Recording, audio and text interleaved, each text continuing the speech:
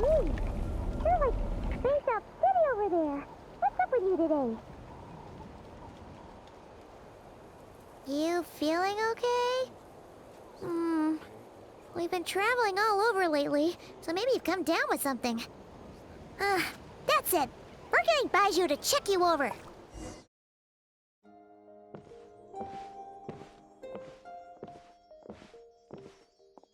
Traveler, Paimon, welcome. What can I do for you? It's the Traveler. She looks absolutely beat these days. She has these huge dark circles around her eyes, like she hasn't slept a wink.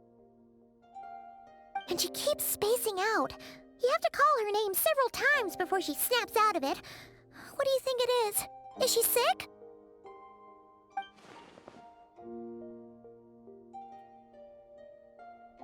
Very peculiar. In all the time we've been acquainted, this is the first time you've come to me with a health complaint. Come, let me take a look at you.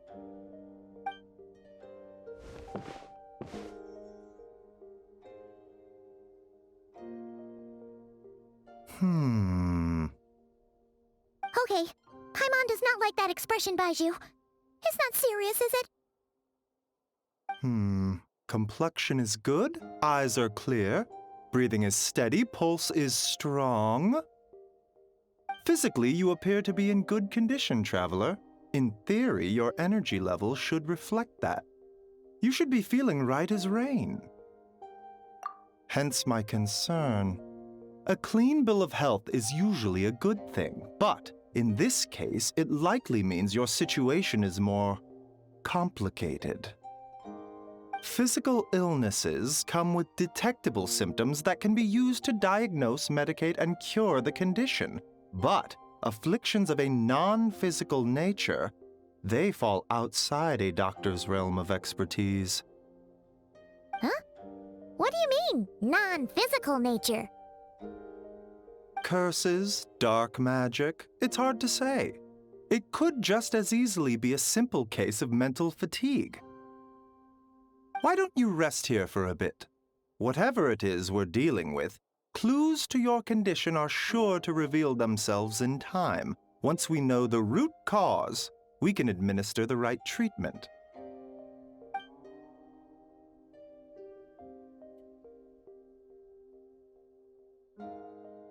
In the meantime, Changsheng and I will review the relevant literature for afflictions that present with mental fatigue.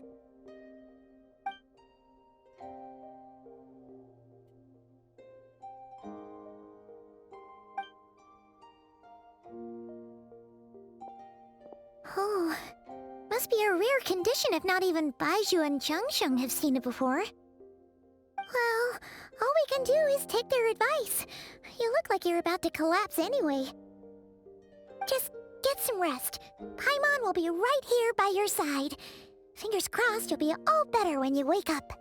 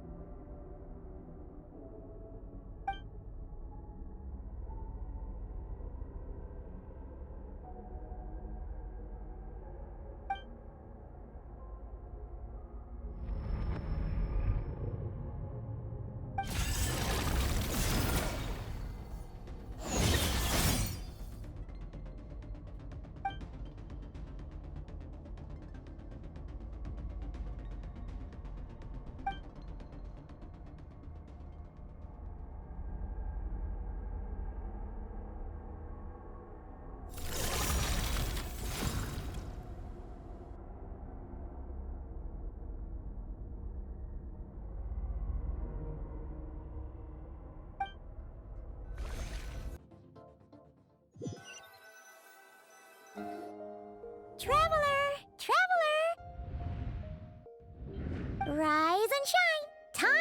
wake up!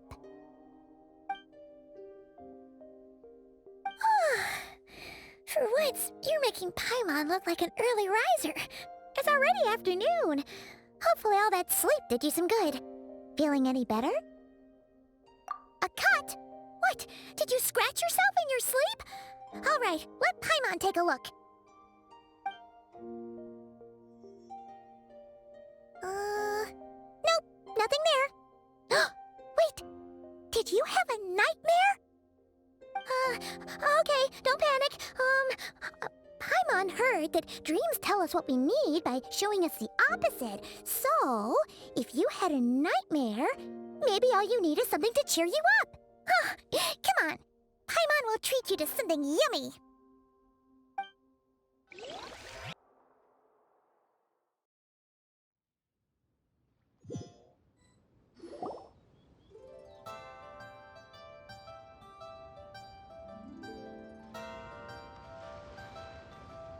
What?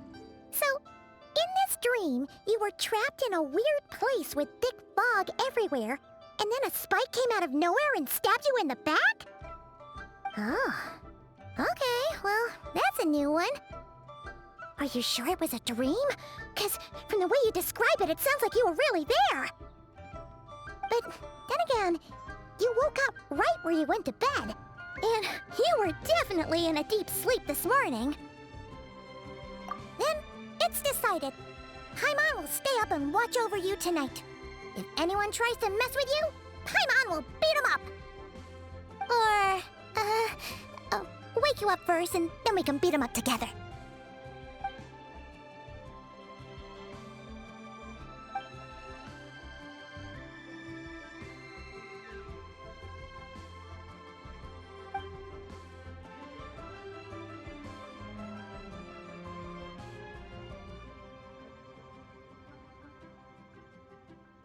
Something is missing. Did you just say something? The flesh remains whole, but the soul is incomplete. Left unresolved, the mind will wither away along with it. Ah! What the? Wait! Paimon remembers you! Your child's master! Skirk? Right! What are you doing here?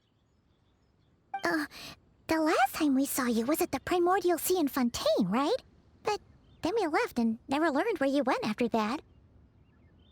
Child's been looking everywhere for you, by the way. What brings you to Wanmean Restaurant of all places? You came here looking for us? And were you the one behind that hocus pocus just now? Tell me, what is it that you saw? Tight-lipped, huh? I suppose that's fair. You. I'll take a glass of wine. Hmm? Oh, of course! Coming right up. We make this one in-house. It's not too strong. Enjoy. Chef Mao, I'll take a grilled tigerfish over here. Coming right up. Ah, if I knew we'd be this busy, I wouldn't have approved Shenhe's vacation. At the end of the day, what happens to you is of little consequence to me. I'm not here to try and win you over. Trust me or not, the choice is yours. If you want my help, now's the time to speak up. You have until I finish my drink. I was investigating an abyssal disturbance in the area and happened to notice you. Part of your soul is damaged, and the wound bears traces of abyssal corrosion. Need I say more? Neither of those things sound good.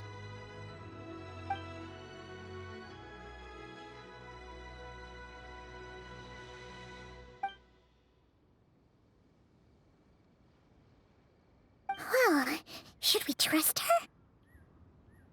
She mentioned an abyssal disturbance. Maybe that has something to do with what's going on with you. But we could always find a different expert on the abyss to help us out. Yeah, and that thing she said about your soul being damaged is scaring, Paimon. Definitely something we should fix sooner rather than later. Skirk's an interesting one, that's for sure.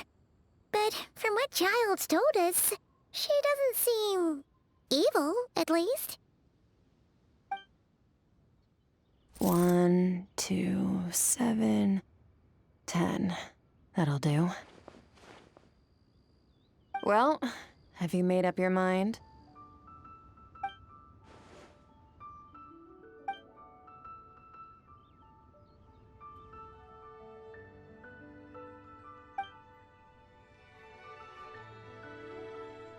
So, that's all we know, Miss Skirk.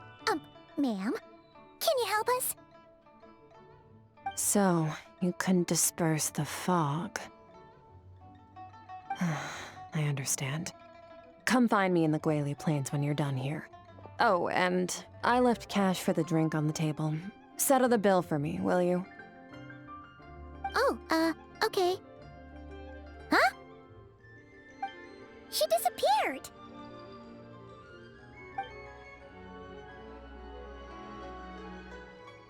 Wait, hold on. You overpaid. Here's your change. Oh, no. This includes the drink, so it should be the right amount.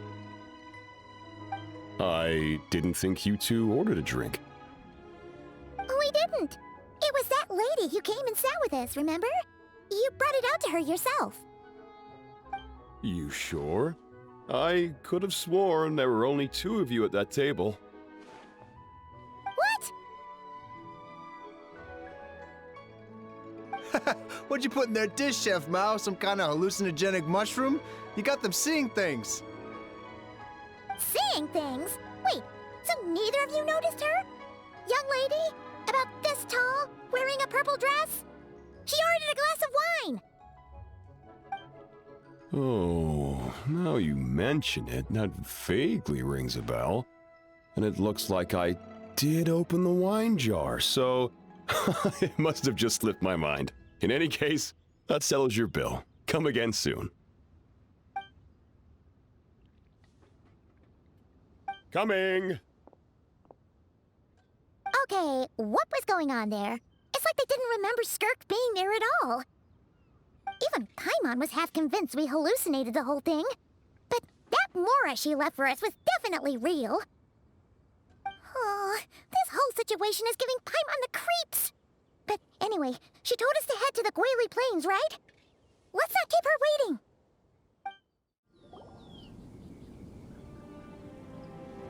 Whoa, what are all these rift hounds doing here? Huh, looks like they're collecting something. Oh, let's go check it out.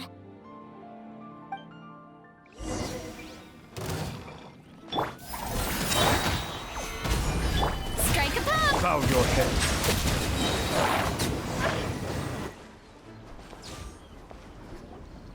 So, this is what they were collecting. It looks kinda like... Yeah, what is going on here? From the moment they are born, all beings with great power have an impact on this world. Even if their body is sundered and their soul extinguished, their influence remains. Gods are the most common example of that. The remnants of gods who fell thousands of years ago remain buried deep within the earth, carrying within them a warped will and a dark curse. Together, these remnants form what you call god remains, and it appears that some of those sealed here were dug up and removed. There are traces left, but they're fading fast. What are you doing? Nothing! Just wanted to make sure you were, real? She's definitely not a ghost traveler. Paimon poked her, and she's solid. Your life hangs in the balance, and that's what you're fixated on? Strange set of priorities. It was just a trick to avoid being perceived. If someone notices me, those memories are erased. Simple as that. Unlike you, I have no desire to establish a connection with the world. The weak and the lowly have no right to remember me. They're lucky they only have a few missing memories to show for it. Now, can we please get back on track? Okay. Where were we? Right. The god remains. So, basically, there's now less of them here than there used to be, right? Isn't that a good thing? In our experience, god remains are 100% bad news. A lot of terrible things have happened because of them. Maybe it's a good thing by human standards, but power doesn't come from nothing, and it doesn't just disappear for no reason. The remains aren't just gone. They were taken. Very clever, Traveler. You aren't the only one who had something taken from you. There are victims like you everywhere. The only difference being, you can speak, and the remains cannot, so it went unnoticed. Something similar happened in Sumeru. Within the span of one night, countless consecrated beasts were slaughtered, and a large amount of the god remains buried in the desert went missing. Of course, god remains are just one of the targets. The culprit is chipping away at sources of power all over this world, including the Stella Fortuna above. Wait, you mean... the stars? Mm-hmm. 42 of them have died out in the past few months alone. In Conria, people believed that powerful individuals have corresponding Stella Fortuna. Even should that individual fall, their Stella Fortuna would not disappear, but gradually evolve into a new constellation. Yet now, stars are disappearing from the skies entirely, and it's not hard to deduce what's happening to the power they contain. Something has been leeching power from this world like a parasite steals nutrients from a host. And now, it's no longer satisfied with the remains of the dead. It wants you. This time, it only took a fragment of your soul. But next time, there's no telling how far it could go. No one knows. All I know for certain is this. Getting back what you lost will not be easy. Considering how much power this entity has stolen, it must be a god-level being by now at least. But that's not the real concern. Souls are fragile things, and yours could easily be crushed if you go up against it. So you're gonna help us, right? We're going to help each other. You are my ticket to uncovering this thing's true identity. Well, great! You seem super strong, and you know a lot about the Abyss, so Paimon will take it. Don't get all mushy on me. All I'm doing is helping you get back to normal after a sudden crisis. And I should warn you, getting mixed up with me can have unforeseen consequences. We're on very different journeys. You don't want to be in my debt, trust me. You help me uncover the truth behind this entity, and I'll help you recover what you lost. This is a transaction, that's all. You would do well to remember that. Now, come along. Yeesh! You'd think she'd be a little friendlier since she's agreed to help us. But nope, she's just like when we met her in the primordial sea. So cold. Well, whatever. If that's how it's gonna be, then she doesn't deserve our friendship. What she does deserve is a super embarrassing nickname. Ah, Paimon's got it. Frosty the Lavender Melon. Serves that Ice Queen right. Anyway, the important thing is that we get that piece of your soul back. So, let's follow her and see what sort of plan she's got.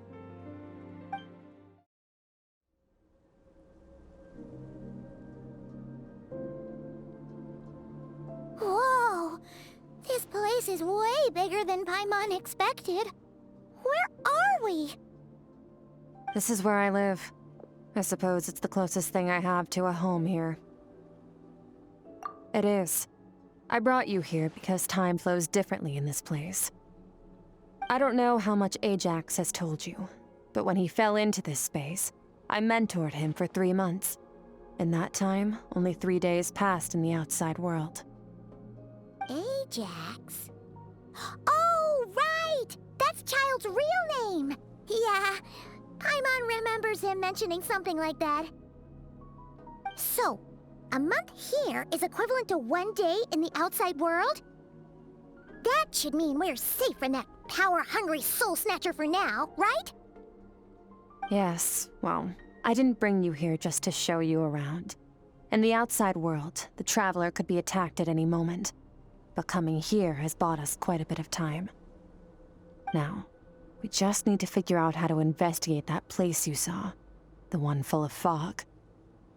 Both your description and the abyssal disturbance I felt point to that space having some connection to the abyss.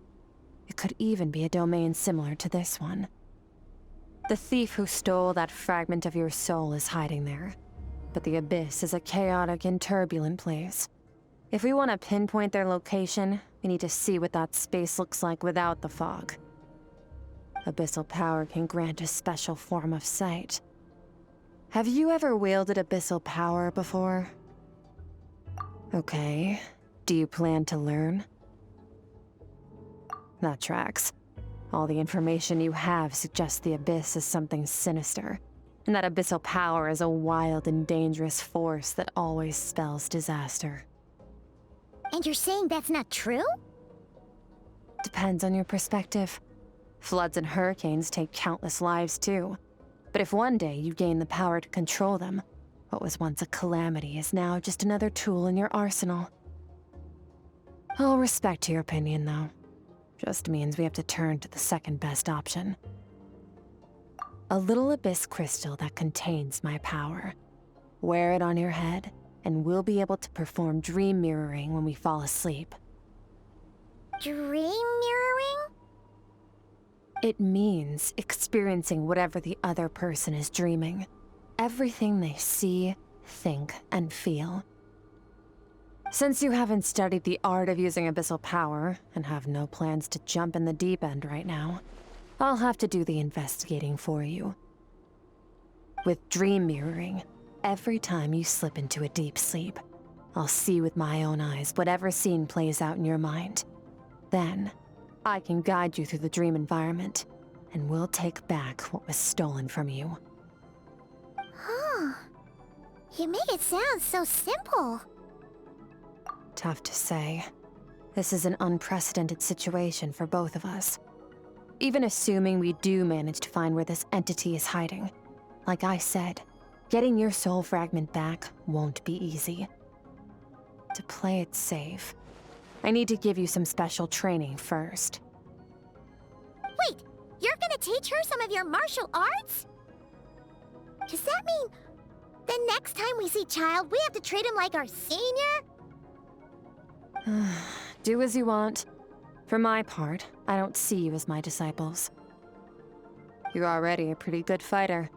All I'm planning to do is build on your current skills and train you for the specific scenarios that I think we might face. But that's enough talk. If you're ready to do this, then come with me. Time might be more lenient here, but that's no excuse to waste it.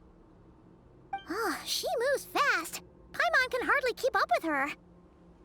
So, special training, huh? Kind of a rare opportunity. With your skills, there's not a lot of people qualified to train you. The last time something like this happened was probably anti-Raiden Shogun training, right? Oh, feels like a lifetime ago. Skirk seems pretty strong too, though. Remember how she said that the all-devouring narwhal was just her master's pet? Maybe we really will learn something here. Ready? Bring it on! Your training will be split into 3 stages. Testing your blade work, elemental abilities, and reasoning skills. We'll start with blade work. You're no rookie in this area, so I won't bore you with the basics. During your long journey, you've no doubt sparred with a lot of talented sword fighters. Consciously or not, you will have picked up all kinds of techniques from them. You bet! There's Kaya, Master Jean, Kuching... Oh, and Kazuha, Ayaka... Yeah, we've met sword masters like you in every nation we've been through. You sparred with a bunch of them too, right? Nice to know it's all gonna come in handy now. Don't get too smug. In sword fighting, techniques alone are not enough. You need a cohesive system to bring it all together. A style or school of fighting. To use the human body as an analogy, your style is your skeleton, the foundation, the framework. Techniques are the muscles and other flesh attached to the bones. This is where your strength comes from. Improving your sword fighting is like growing that body. If your frame got bigger and taller, but you didn't add any muscle mass, you'd be weak and flimsy. Then again, if you packed on pounds of flesh without a big enough frame to support it, you'd end up bloated and unwieldy. You need to do some introspection. Take a good, hard look at your past experiences and figure out which parts of what you've learned are just techniques, and which parts can be used to form your own system of blade work. Only then will you get the full utility out of all your thoughts and observations along the way. Only then will every strike you deliver make perfect sense. Wait, is that it? Paimon thought you were gonna teach her some cool new moves! Like when you went swoosh and opened a tunnel to another place! One day, you'll reach a new level of power where you realize that even that's as basic a trick as any other. But right now, our sword styles are so wildly different that teaching you mere techniques is pointless. There are no shortcuts in the pursuit of power. Failure is your best teacher, and rigor is your coursework. That's all I have to say. Time to make a start. Train until you're satisfied with yourself. Now focus. Destroy the crystal columns as swiftly as you can.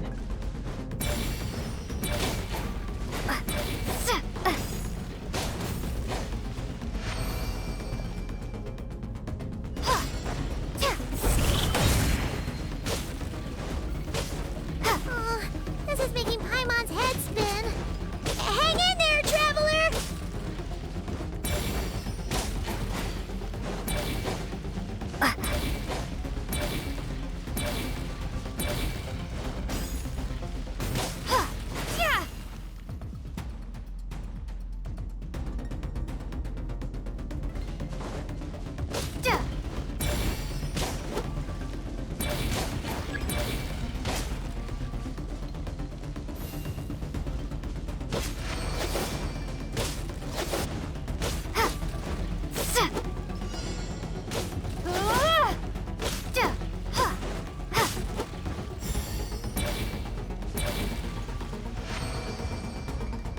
Stay calm.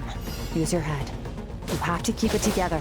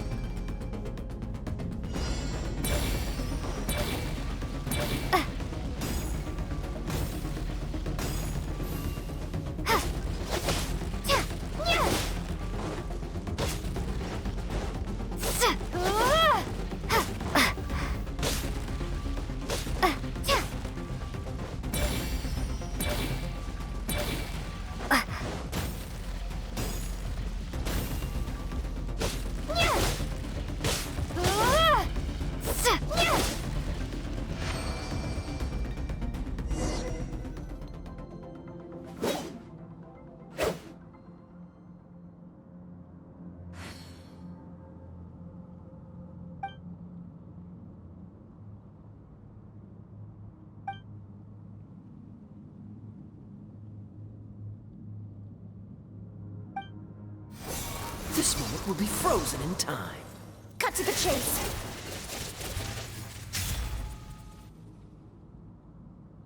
Consider a moment of true mastery that you've witnessed in another person, and ask yourself, what lies beneath the surface? What's their guiding philosophy? What's their state of mind as they maneuver their weapon? Now take that and practice it right away with speed, skill, and strength, over and over, until your hand is one with your mind. This is the only path to true growth. Step on up! Dance with the waves!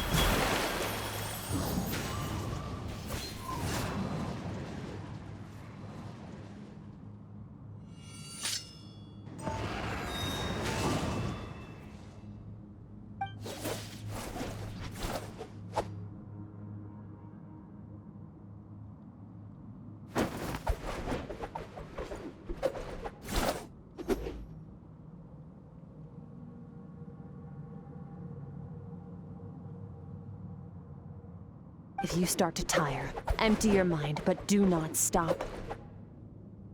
Stay in that frame of mind as you keep up the fight. Get rid of all redundant movements. Imagine your sword is an extension of your own body. Wield it just as you wield your arms, hands, and fingers. 'Twas on a deserted, moonlit night that the hero approached the vile dragon's limpid lair. Ring cutter! Feathers fleeting wet, the white heron treads water, a sight without flaw. Master of Inazuma Kamisato art Tachijutsu.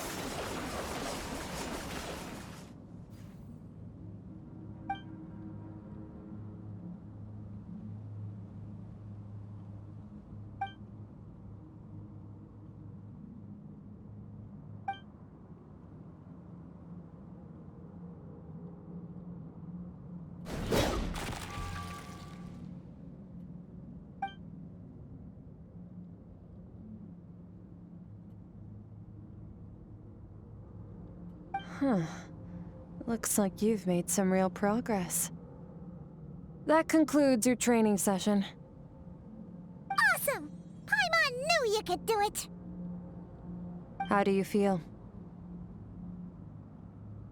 As you should be. Time flies when you're training hard. You've actually been going for several days now with no rest.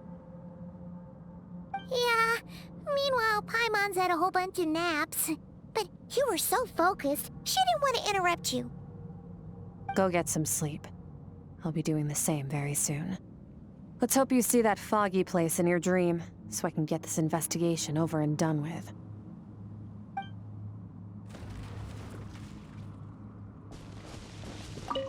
Sometimes, you have to practice a single movement 1,000,000, maybe 10,000,000 times, before the breakthrough moment comes.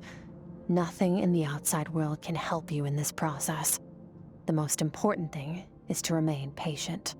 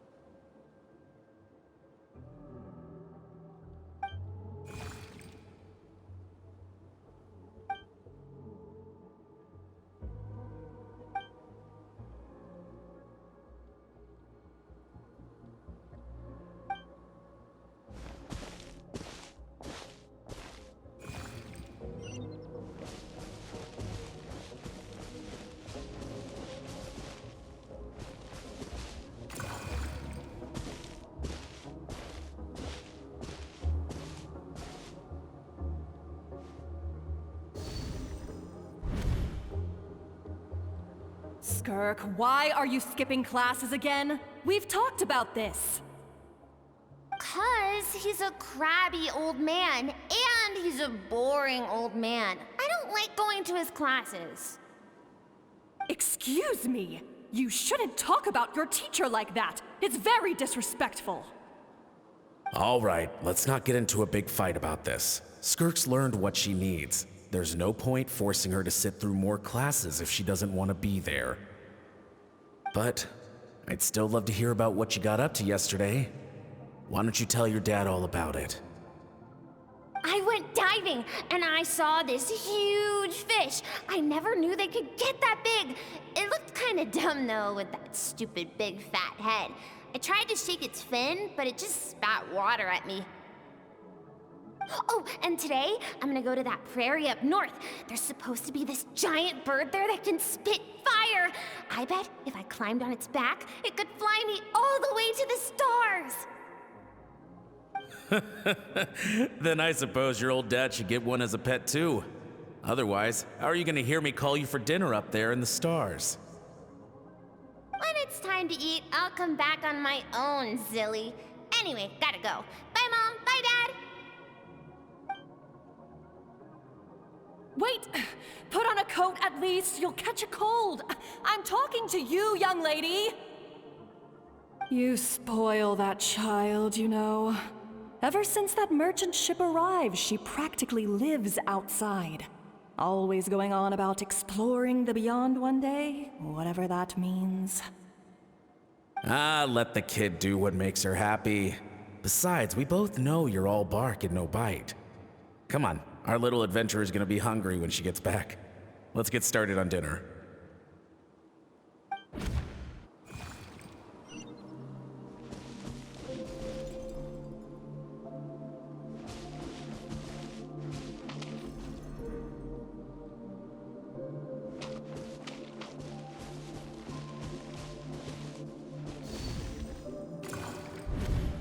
The stars shimmer high above. But what lies beyond the stars? Mountains as far as the eye can see? An endless snowy plain? Or maybe buildings taller than the sky, like the people from the merchant ship said? I can't be the only one asking these questions. The universe is fascinating. If only I could meet some other people like me. We could set sail together and explore every corner of the world. I'm sick of being a kid. There's so many amazing things out there, and I'm ready to see them all. But for now, I'm starving. Better get back.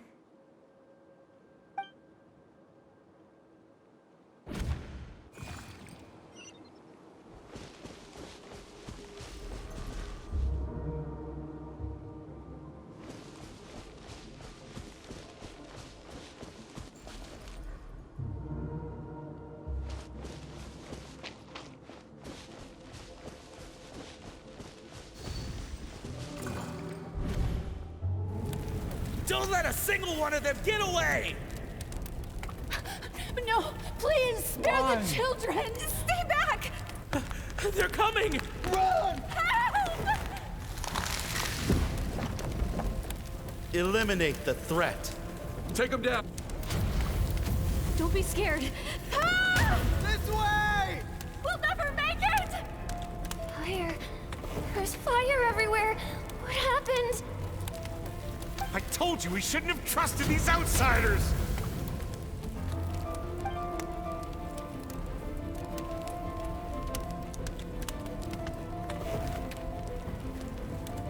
Why are you doing this? What did we do to deserve this?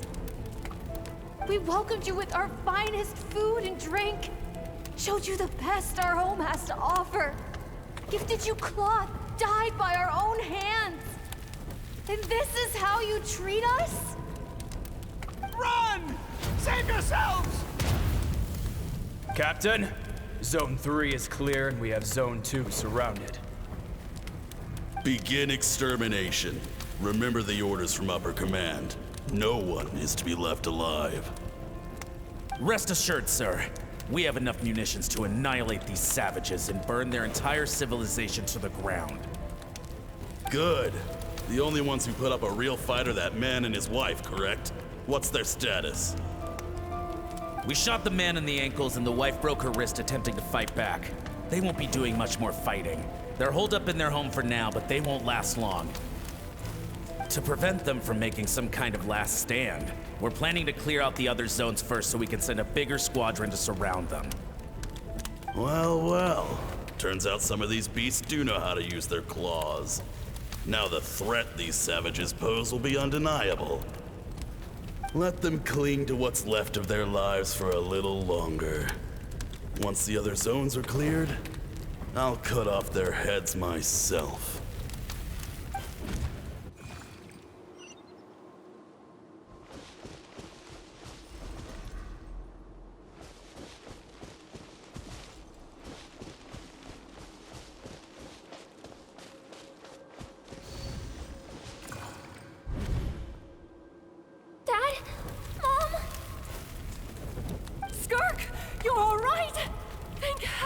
happens?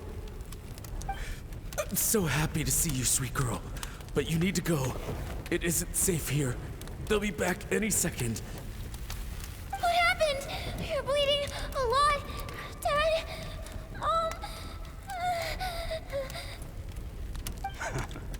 This is the place. Alert all units. Prepare to surround.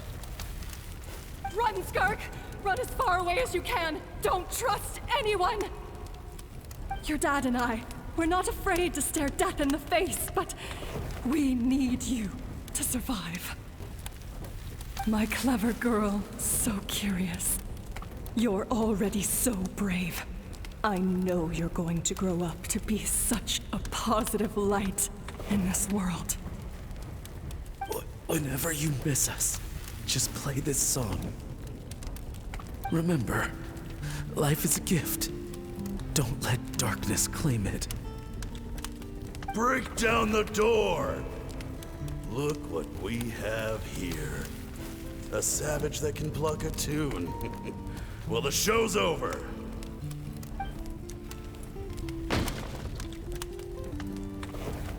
You! Stop singing!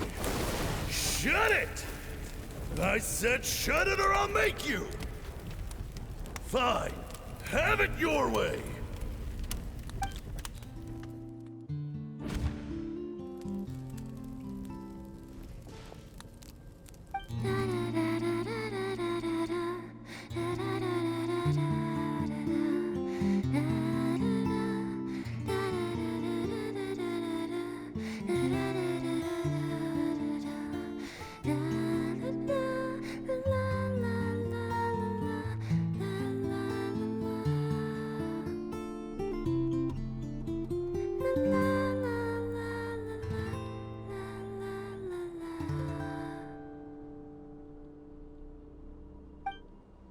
Oh, you're awake?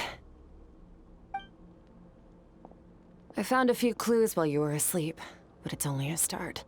Now, time for the second stage of your training. This time, the focus is elemental energy. Come find me when you're ready to begin. Man, staying in the abyss feels so surreal, don't you think? No day and no night. It's like time hardly exists. If we weren't careful to keep track, it feels like we'd have no idea how long we've even been here. Well, except for the fact that Paimon still gets hungry like clockwork. You go do your training. Paimon's gonna grab a bite.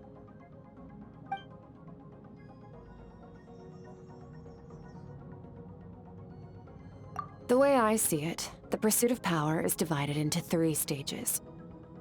The first is mastering the use of standard weapons. Next is learning how to harness natural energy. And after that, you're free to challenge even higher dimensions. The natural energy of Teyvat is, of course, elemental energy. But that's not my area of expertise. I draw from a different source of power. Abyssal power, yes. Also known as the power of the Void Realm. My master, Sertologi, is a true expert in that area.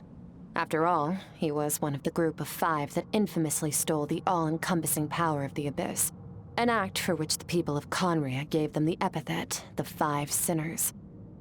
The elemental energy of Teyvat, on the other hand, is derived from the power of the Light Realm. These 2 forms of energy exist in direct opposition to each other. Suffice to say, there's not much I can teach you this time. A keen observation, traveler. Call it respecting local norms. The Abyss stands in direct conflict with the will of this world. So, to make my life easier, I disguise my power to make it appear cryo-like in nature. It's a technique I learned from some Conrian ruins, known as the 7 Shifting Serpent. If you ever change your mind about delving into abyssal power, I can teach it to you. So I've heard. You seem to have a knack for removing abyssal power.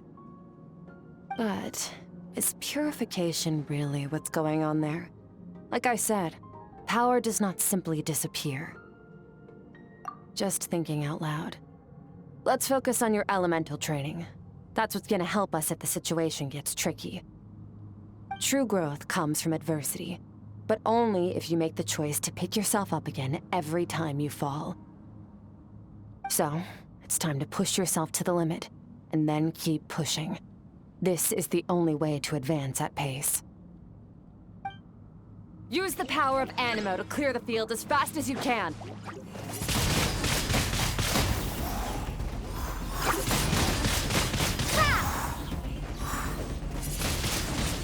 Windblade! Be gone!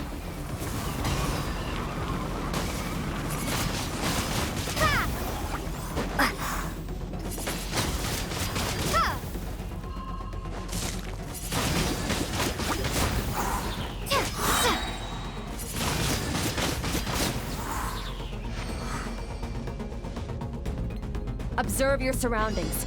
Look for things you can use to tilt the scales of success in your favor.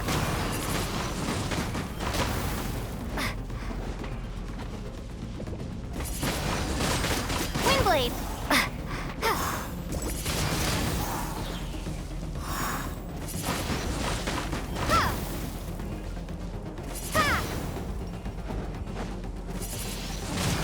Windblade!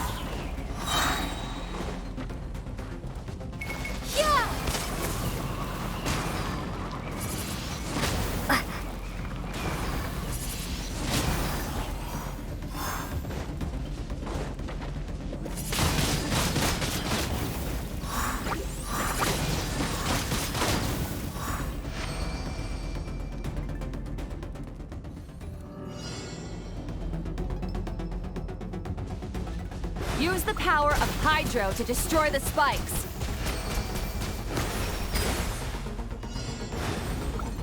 Faster!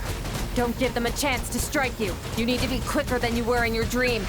You can't afford another injury like that.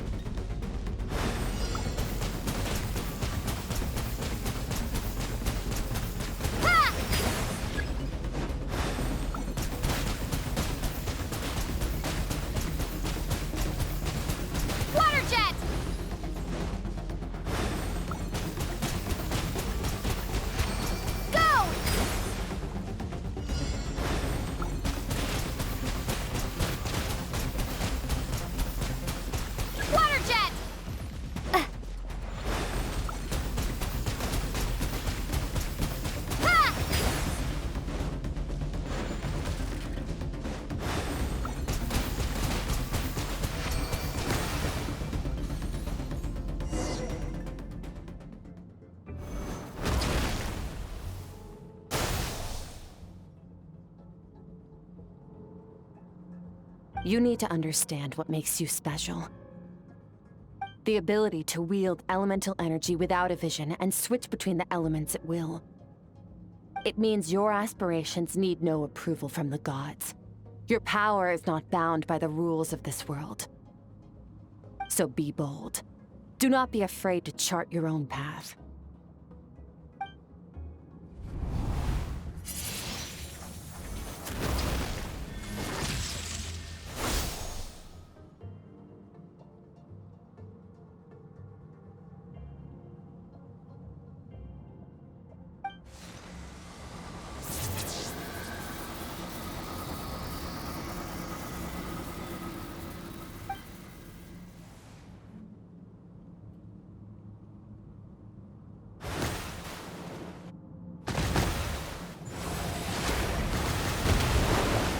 Very good.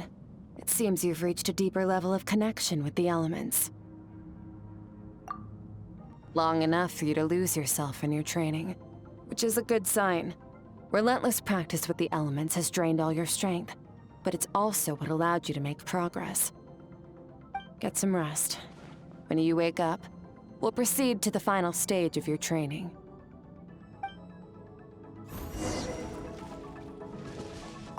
If you wish to master the elements at a fundamental level, you must see the entire natural world. Nature in all its places and forms.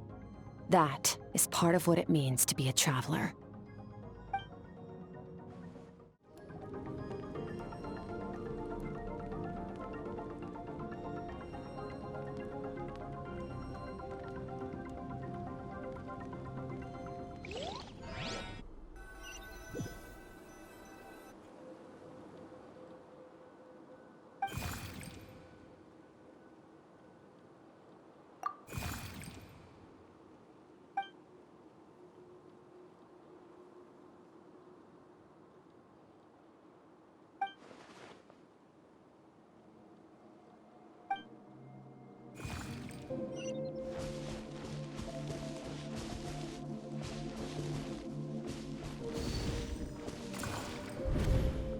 What is the secret to power?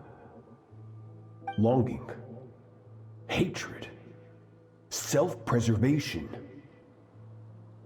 No, it is fear.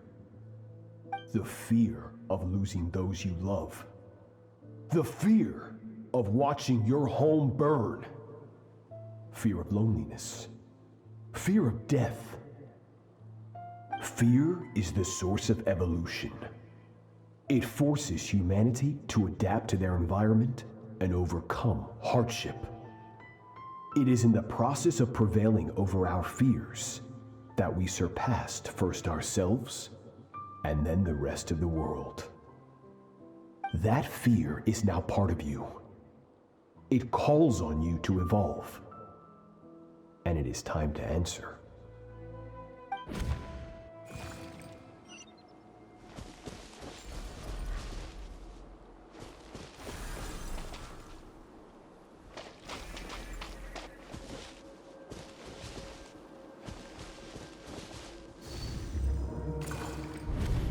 Any minute spent missing home is a minute wasted.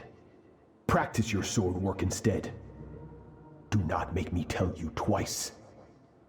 But, Master, I can barely lift the sword anymore. If I keep going, I feel like my wrist is going to break. So it has not broken yet. Then pick up your sword and keep practicing until it breaks. I want to hear the cracking and splintering of bone. After all, bones can always be reset.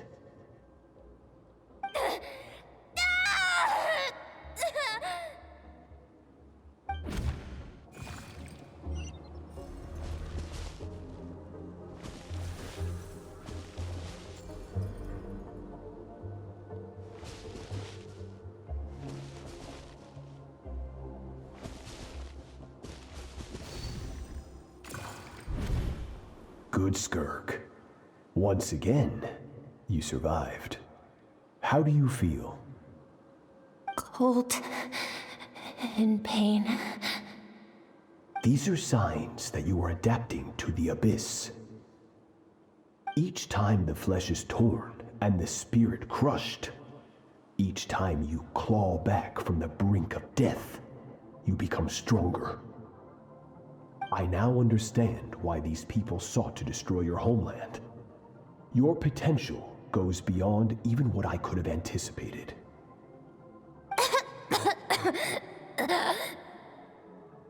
But you still have much to learn in your pursuit of strength. Your mind is rife with distractions. From now on, I shall show no mercy in your training. You must learn to shut out all the pointless emotion, crush the self that makes you weak, and become master over your physical form. Get up, Skirk. Wipe the blood off your face. Cut away the rotten parts of your flesh, and mend what is broken. Then take up your sword.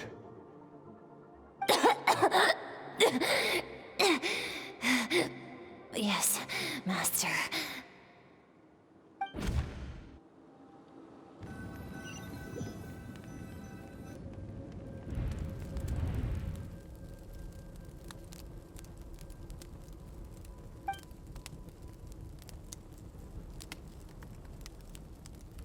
You're up!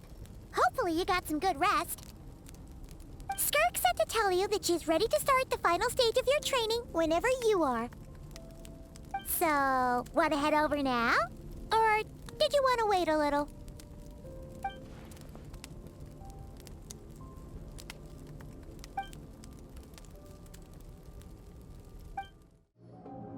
From your training so far, you have gained better command of the sword, and more control over your elemental abilities. That's only part of it. Experience is the real teacher. Your journey, the friends you have made, the dangers you have faced. These have taught you more than I ever could. Now, it's time to focus on how you react under pressure. You must be able to think rationally, even in unpredictable combat situations. To simulate this, I'm going to attack, and you're going to block. Ready?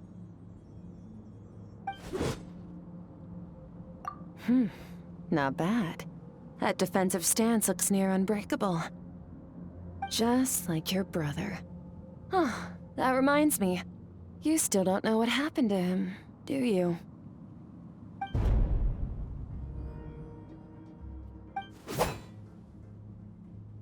Hey, no fair! That's cheating! You think every opponent has the same moral code as you? You can denounce their deplorable methods all you want, but only if you live to tell the tale. The dead don't get to complain. Strong emotions will always arise in combat. Anxiety, anger, fear. But a true warrior is never at their whim. Only when you are free from the influence of emotion can you make the right choice, no matter the situation. How amusing. Almost sounds like you think you know me.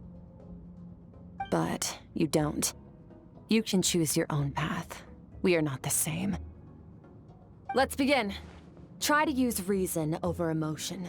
Make the most rational and advantageous decision in any given moment. This is your final training session. Look alive. Same drill as before, but this time I'm going to interfere. Hold your focus.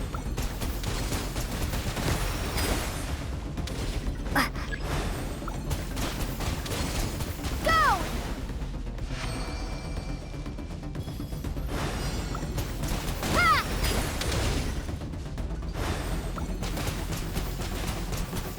Water jet!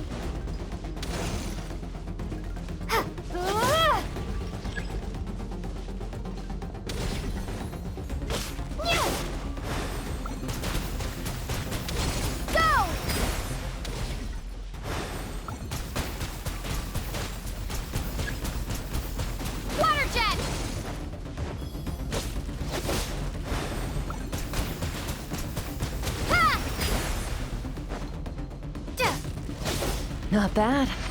Better than I expected.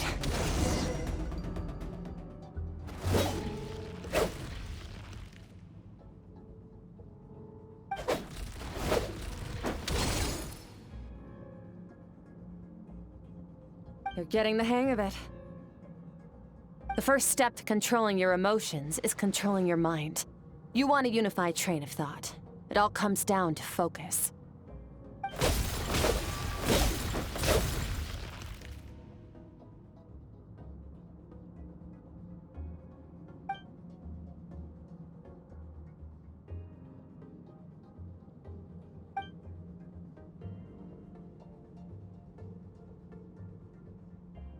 Your mind is rife with distractions.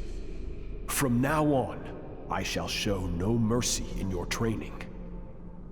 You must learn to shut out all the pointless emotion, crush the self that makes you weak, and become master over your physical form.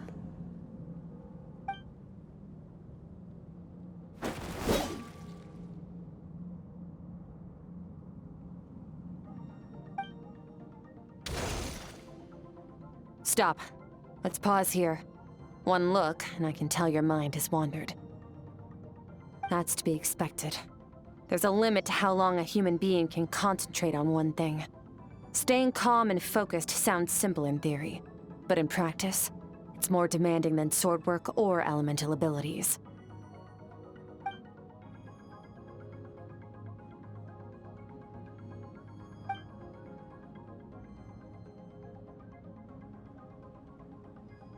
Get some rest. No point training further if you're already dead on your feet. Like I said at the beginning, the only goal of this training is for you to reach a point that you're satisfied with. You managed to push past your limits, which is a good start. You can be proud of that and sleep well knowing that you've earned it.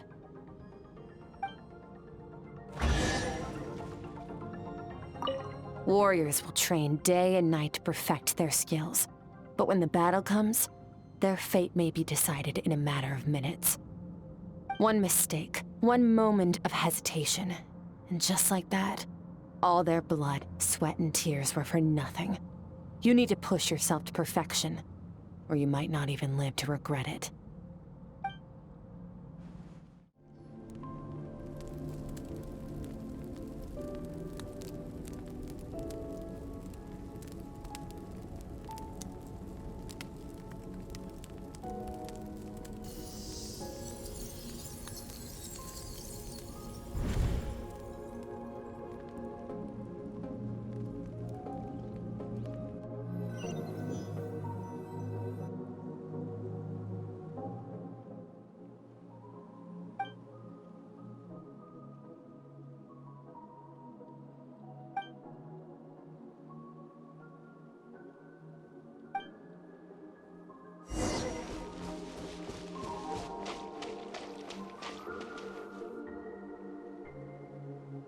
Skirk is amazing.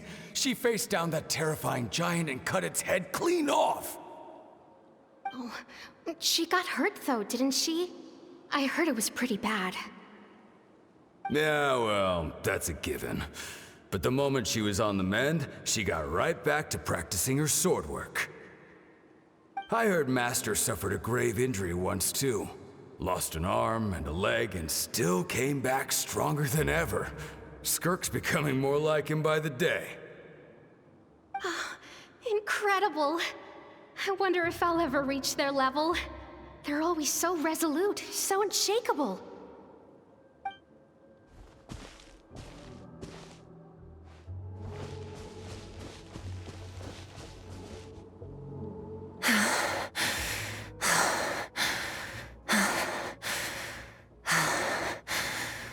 Pathetic. You're not even trying.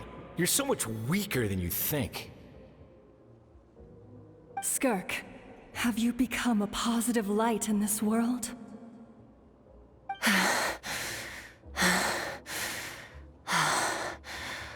Do you even remember how many of us perished in that fire?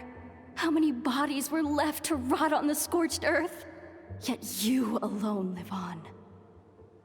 Keep your gaze fixed on your blade. You don't deserve to rest. I have so many questions. I just want to jump in a spaceship, explore the whole universe, and get answers from the stars. I just need to wait till I'm grown up. Then, I can do anything. Now, you must bid farewell to who you were in the past, and become someone stronger. Run! Skirk, run! Only death awaits us here. Keep running, and don't ever look back.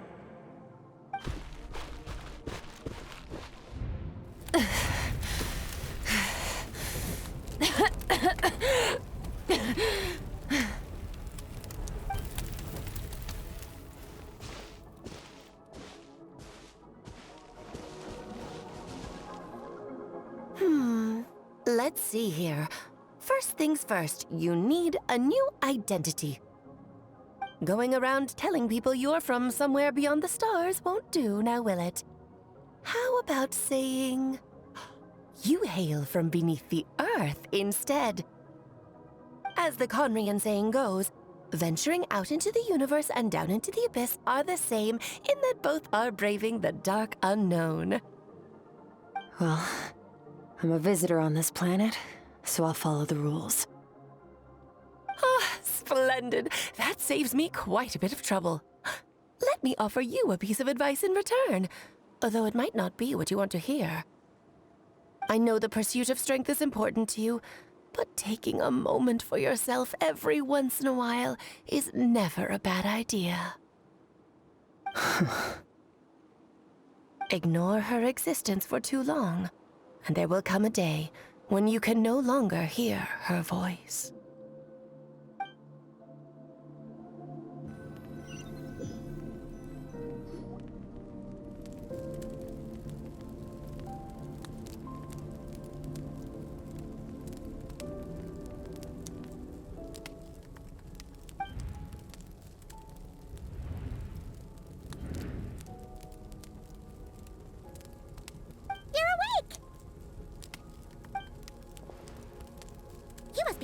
exciting, right?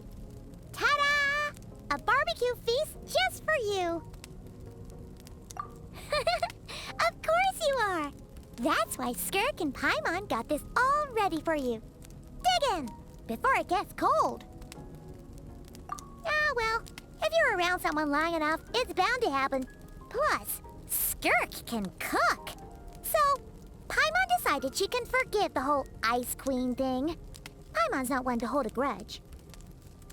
Here's an idea. Let's save the chit-chat until after the meal.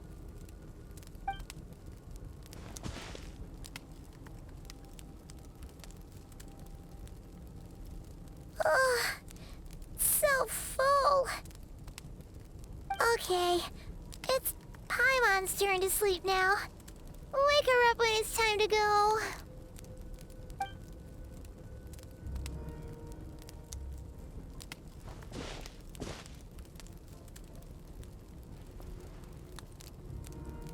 I have good news.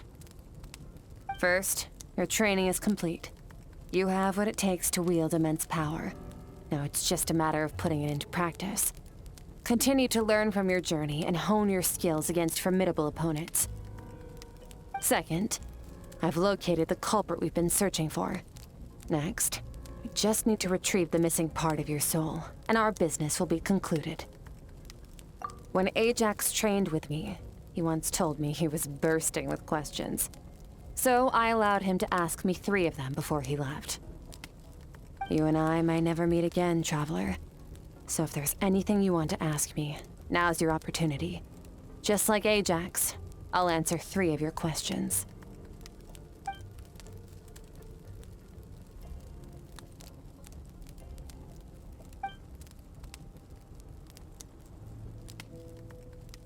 Okay, not the angle I was expecting. What makes you ask that?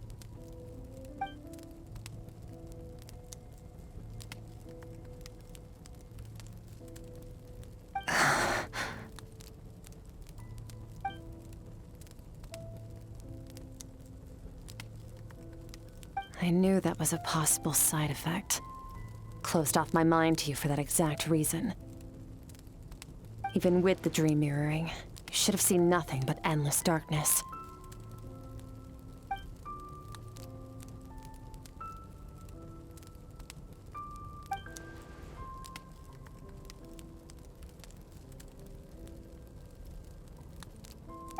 Whatever.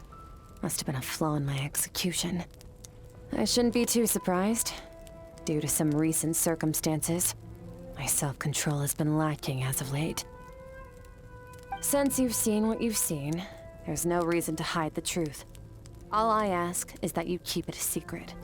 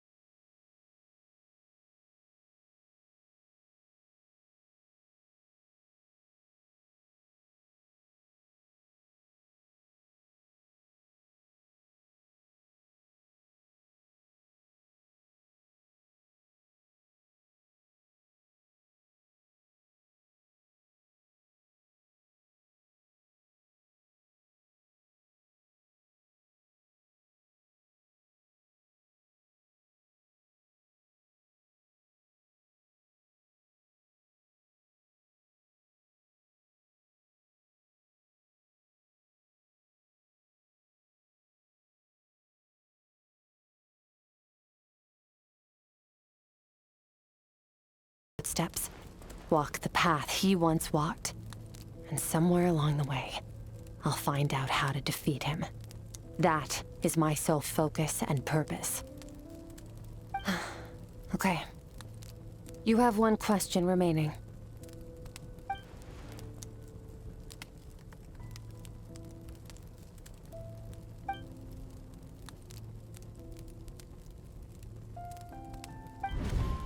You make it sound so easy. Ever since the incident I experienced there, I've never stopped searching for Master Skirk and that unknown abyss. But it's been years now, and I've still found nothing.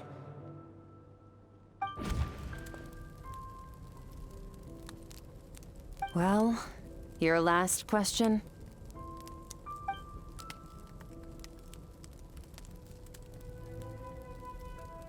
Ajax. His situation is different than yours. Before you ever crossed paths with me, you'd already encountered many formidable people, studied their techniques, and developed your own skills.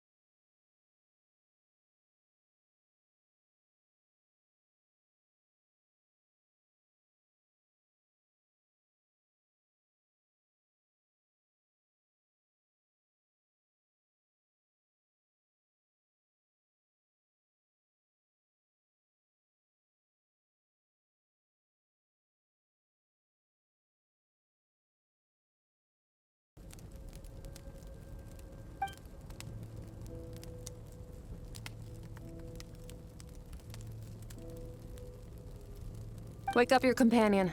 It's time to go. Oh, and everything I just told you. Best keep it a secret from her as well.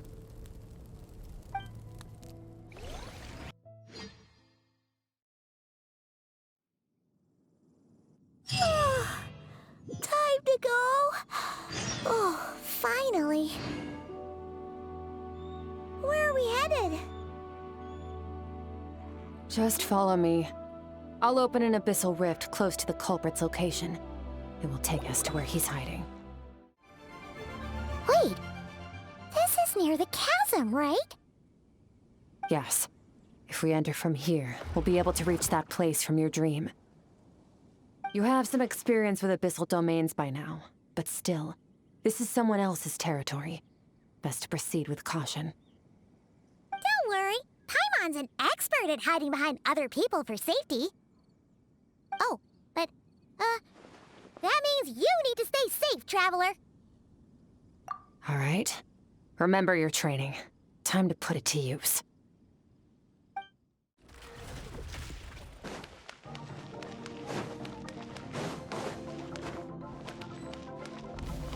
Into the void!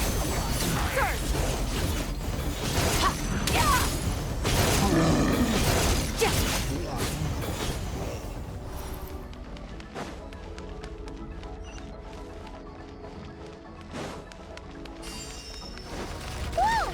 Look at all these spikes! Careful! Don't get hit! You know what? Paimon's just gonna float behind you. Come on, you got this!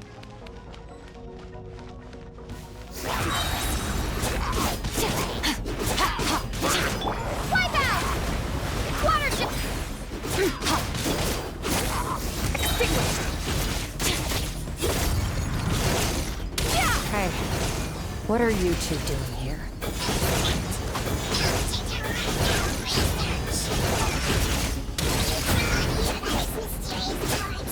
Dusty, your abandoned house.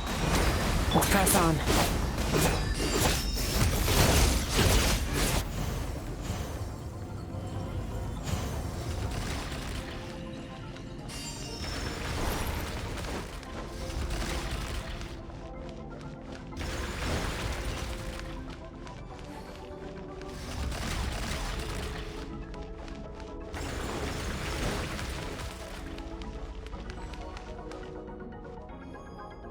Oh, looks like this is a dead end.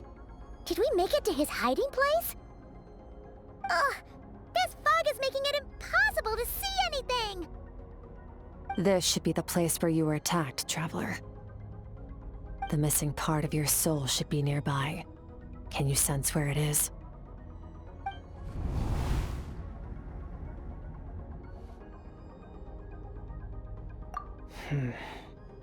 Our opponent must have covered his tracks just in case. Otherwise, you should have sensed it much more strongly. Hold on! Look! The spikes are back! Stay calm. Let's hold back a little. Give our enemy some wiggle room so we can see what we're dealing with. If you're too reckless, we might be playing right into his hands.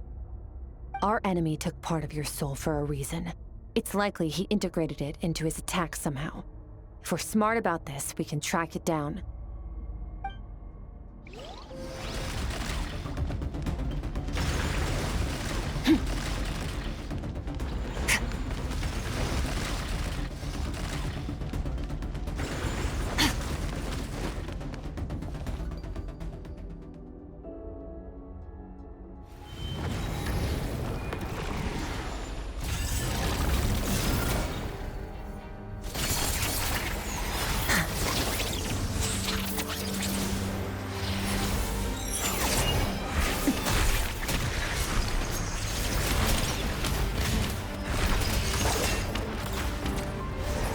From the start, the attacks have been focused on me. Trying to break through my defenses? I see.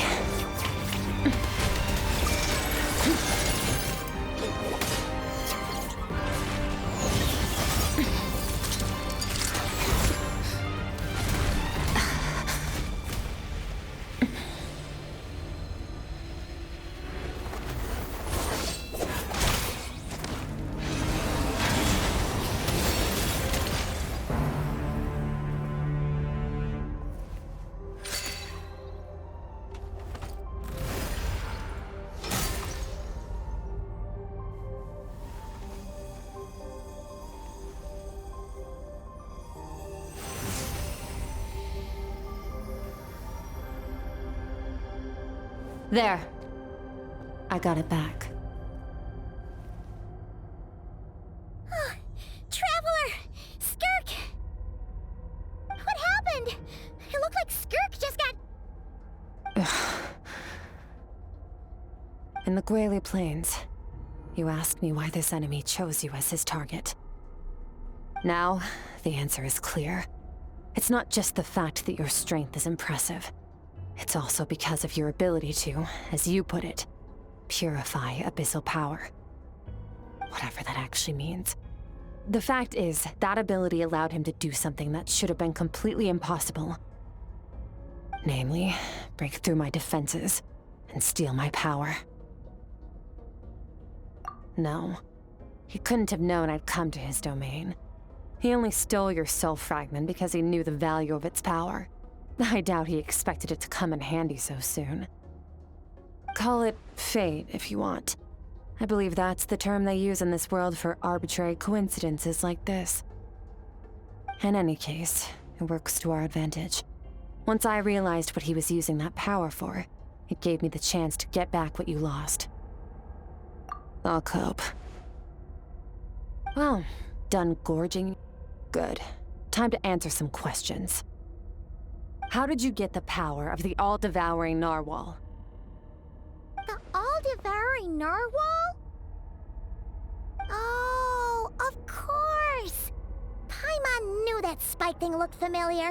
It looks just like that narwhal's horn! I highly doubt you acquired that power through your own strength. Tell me I'm wrong.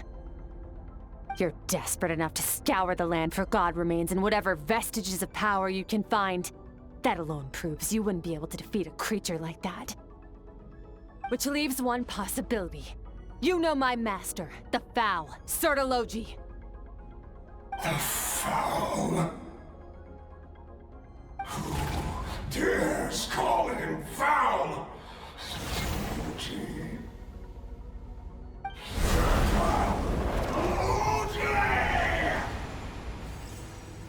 What's wrong? Bit off more power than you can chew? You're struggling to hold a basic conversation. Just a little longer. I'm still... Look! It's back! Those obsessed with power will let it devour them before abandoning their pursuit. Keep calm and use reason to decide the best course of action.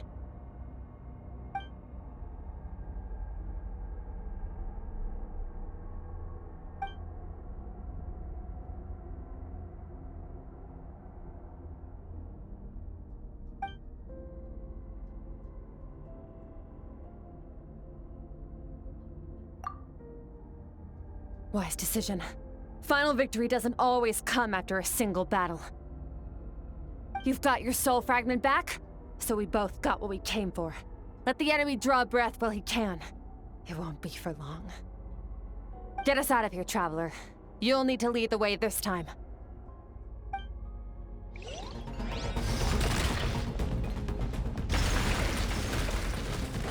Skirk, is your shoulder gonna be okay?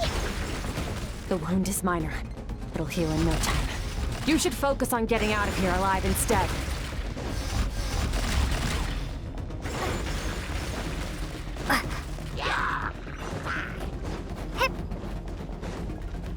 Uh-oh! Falling spikes! Run!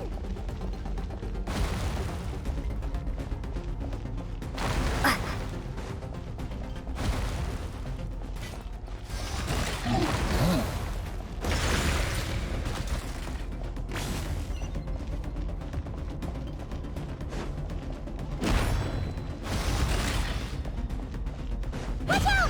Looks like this place is about to collapse!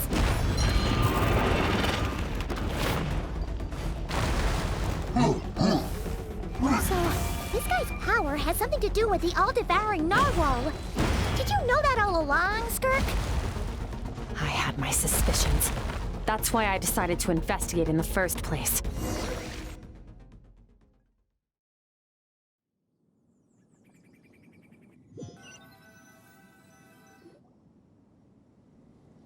Phew. Oh, we should be safe here, right? I no longer sense his presence. Can't have followed us out of that abyssal domain. Weaklings like him will find that my power is not so easily controlled. He won't be leaving that place until he's managed to digest it. You seem surprised. I suppose that's fair. You've seen but a fraction of what that whale is capable of. That gaping maw could swallow a planet whole. It's called the all-devouring narwhal for a reason. Devouring is what it does best. It can extract power from anything, dead or alive, as long as it manages to make physical contact.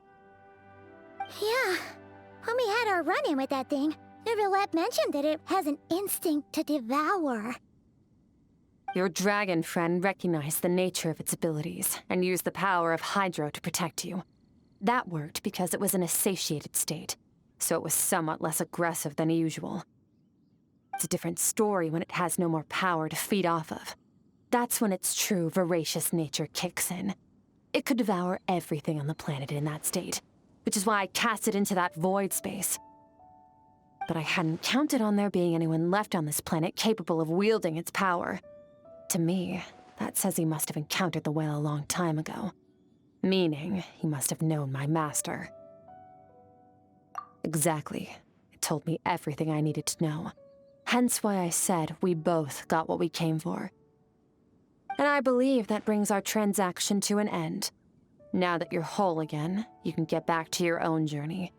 I'll handle the rest of this situation myself. No way! We can't leave now! Something was stolen from you because of us! We have to help you get it back! This isn't my first taste of failure or losing power.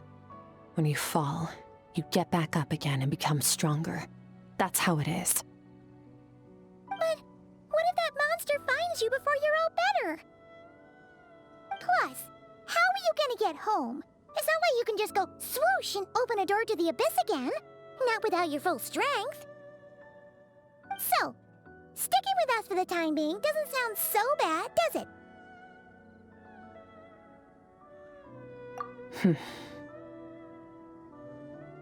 Fair enough. Then take this. it? A bag of Mora. Nothing in this world is free. I know that much. I'll leave the planning to you. Hurry up and decide where to go. We shouldn't linger. We should take Skirk somewhere she can rest. But where? Paimon gets the feeling Skirk wouldn't like being around a lot of people. Oh wait! Baizhu said we could rest in the back room of the pharmacy, didn't he? Let's head there! He'll know something about Master. I'm sure of it. Next time, I need to be ready. Fine. It was just a scratch. It'll take time to recover my strength, of course. But adapting to situations like this is nothing new for me. Oh, this. It's a star crystal suit. Abyssal energy is scarce in Tevat. Wearing this helps me access it more freely. It stores concentrated abyssal energy that I can draw from on the go. When the energy runs out, it reverts back to its original form. Found somewhere to rest. Well, lead the way then. You look much better, Traveler. Should I take it that your health issues are resolved?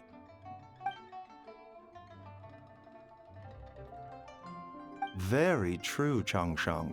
Further observation is in order, I think. We haven't had many patients recently, so we have several vacant rooms. Feel free to stay a few more days if you need. Awesome! Thanks!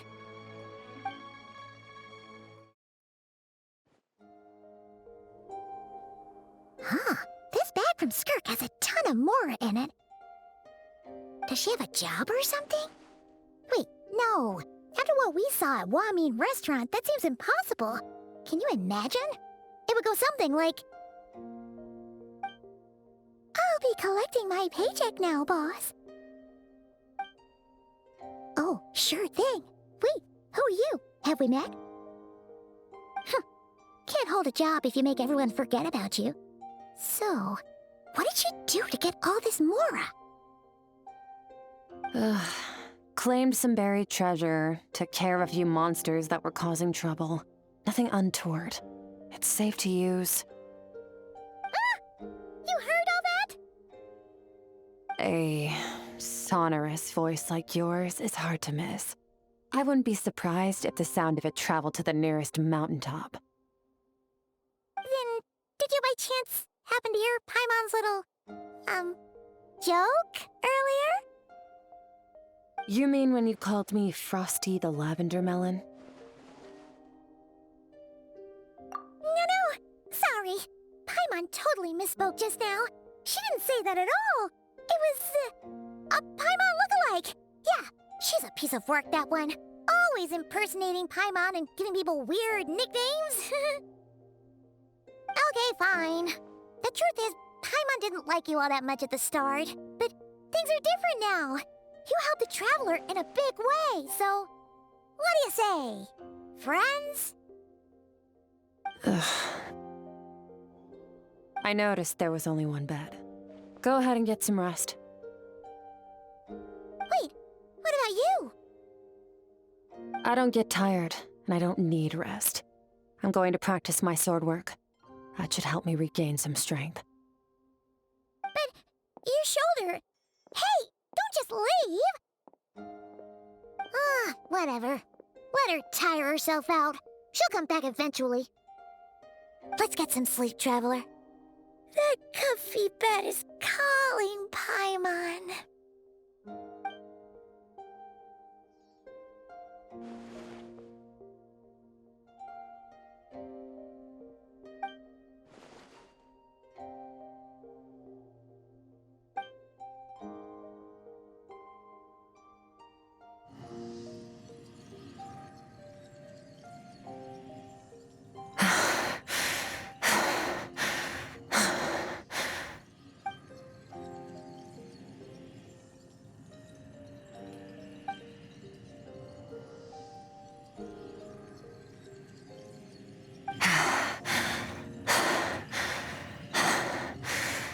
Quiet.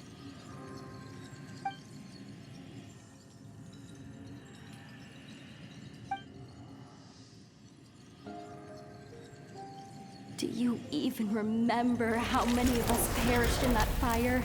How many bodies were left to rot on the scorched earth? Yet you alone live on. Keep your gaze fixed on your blade. You don't deserve to rest. Run, Skirk, run! Only death awaits us here. Keep running, and don't ever look back.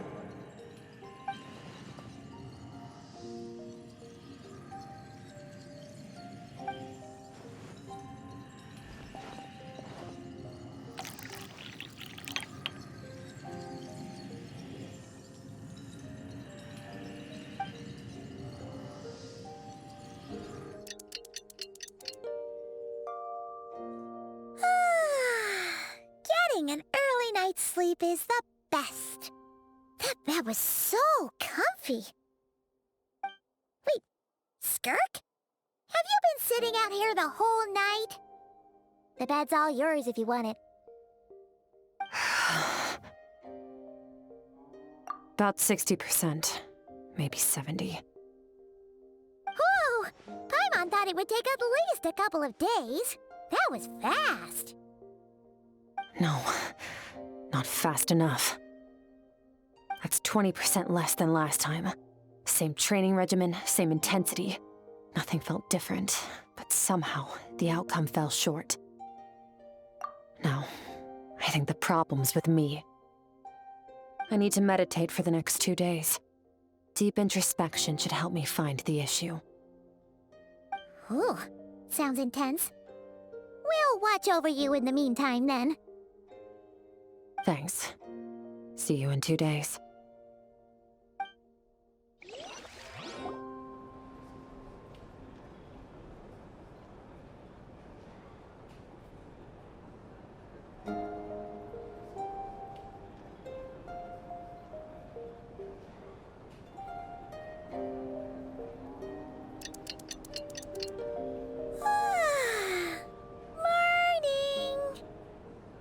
Skirk is still meditating, huh? It's been 2 days already. Shouldn't she be awake by now? Paimon can't think of anything we can do to help. Oh, wait! Breakfast! That's it! Paimon will go get breakfast! Skirk is gonna be starving when she wakes up. Be right back.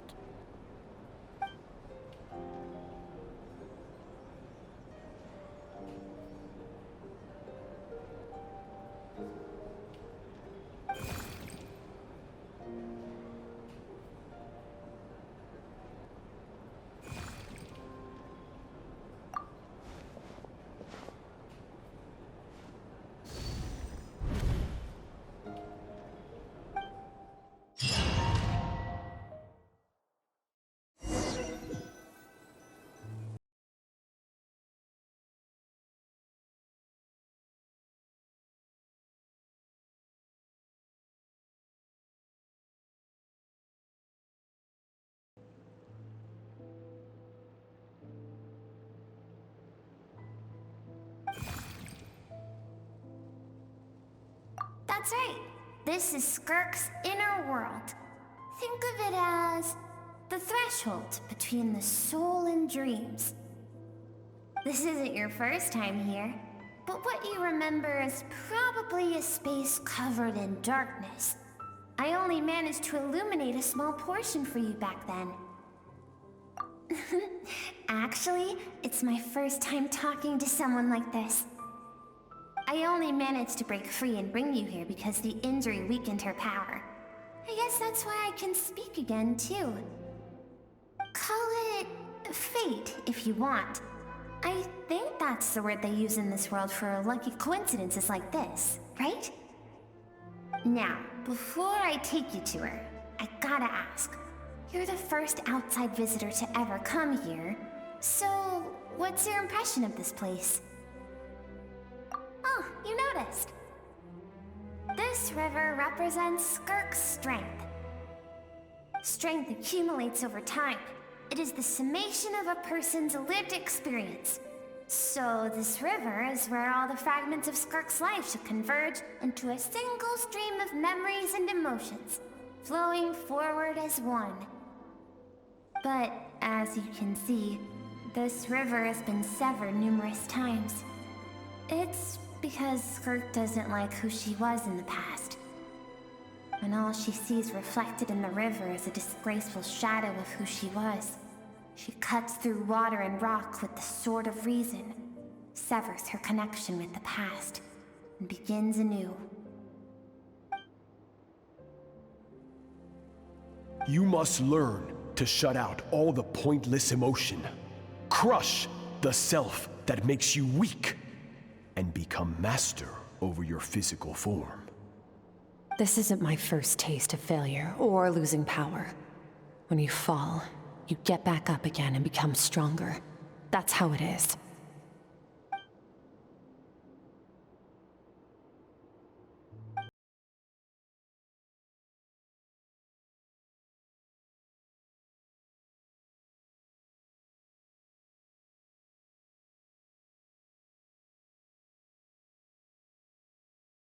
Another question I see. Let's follow the river upstream. There among the cliffs, among the memories etched into her heart, lies the truth of it all. Soon, you'll understand everything.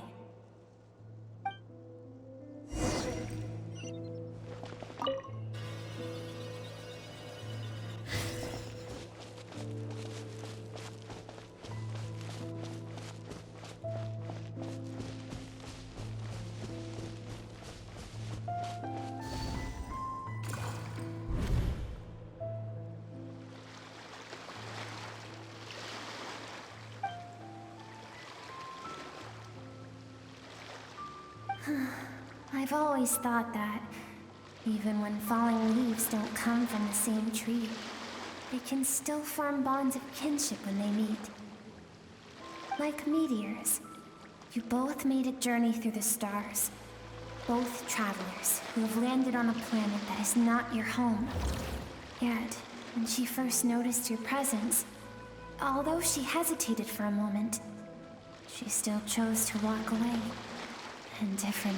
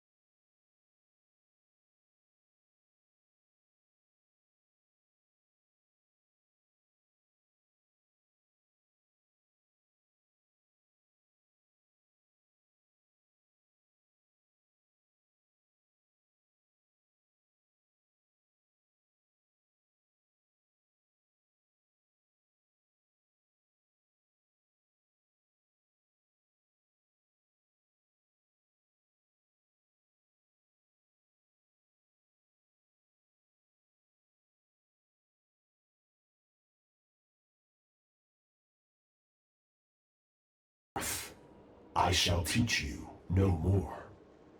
No one can become a worthy warrior through imitation alone. I have given you fangs and claws. Now, you must learn to hunt. You wish me to travel the world beyond on my own, Master? Indeed. Make new friends. Embark on your own journey. And piece together a new future from the shattered remnants of your past. We will still have contact through the abyss. But know this.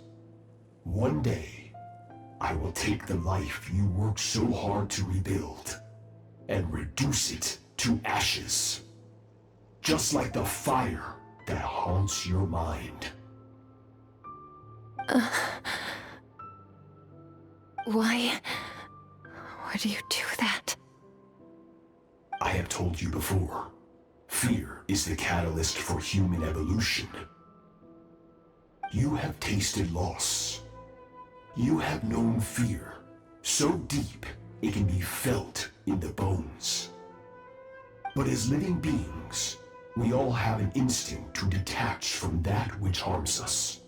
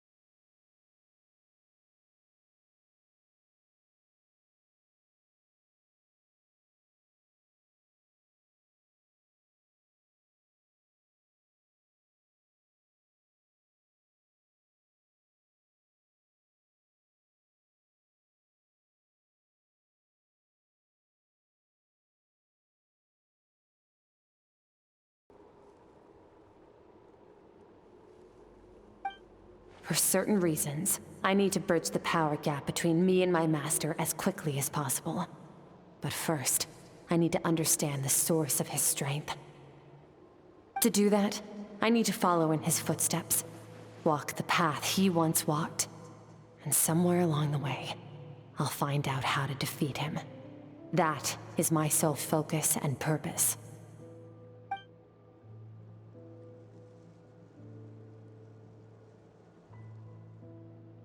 I'll let you in on a little secret. The real Certology is terrifying. The scope of his power is impossible to understand until you experience it firsthand. It is absolute, the power to crush all things. Shall we keep going? Let's see. We're about halfway there.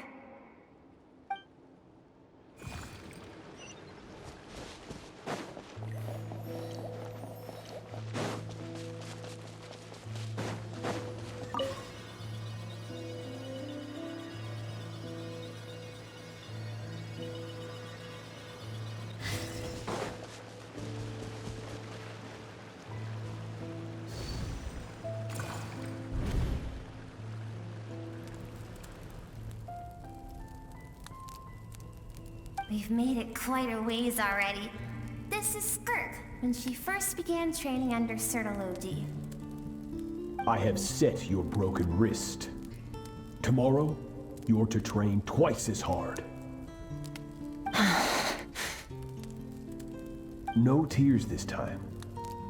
Good.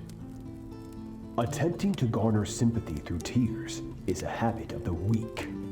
A pitiful, useless ploy. Can I ask a question, Master? Why did you save me? I keep thinking, maybe it would be better if I had died. I wouldn't be haunted by that fire all the time. I wouldn't have to go on like this. I saved you because I have a plan for you.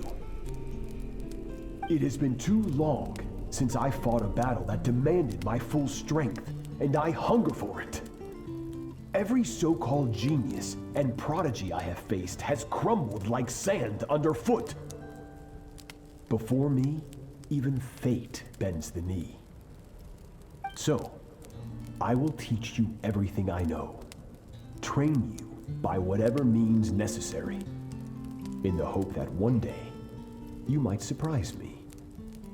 But I don't want to draw my sword against you, Master. What you want matters little. Among the boundless sea of stars, the cries of the weak are but faint murmurs that disappear into the void. You of all people know that well. Yes, Master. From that day forward, all she knew was grueling training, emptiness, and fatigue. After some time, her talent bloomed, and she gained control over her emotions, like her master. How should I put it? It was not that human emotion disappeared from her heart, but that reason came to dictate all she was allowed to feel.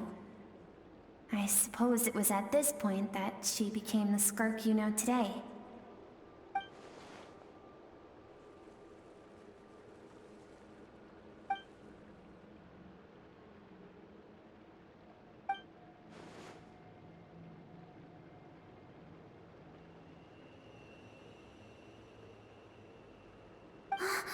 We're nearly there.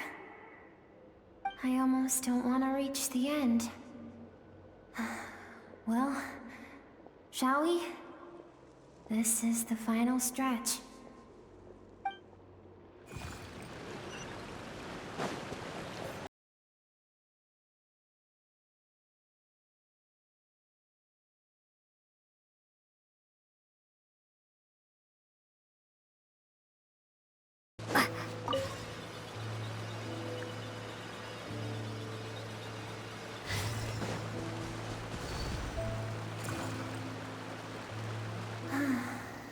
These are Skirk's happiest memories. What a simple and carefree time it was. Wisps of clouds dotted the sky. The sun bathed everything in golden light. And when song filled the air, not even the shyest of flowers could resist swaying along.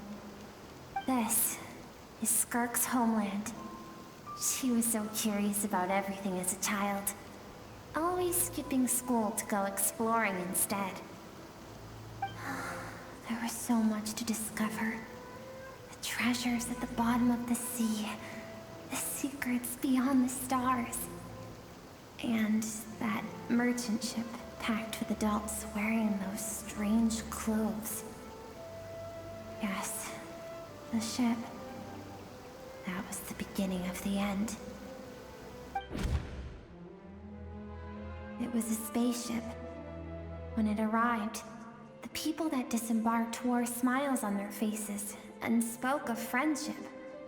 They claimed to be merchants from a neighboring planet, looking to establish trade. Skirk's parents, her relatives, her neighbors, everyone welcomed the newcomers with open arms and allowed them to explore the planet.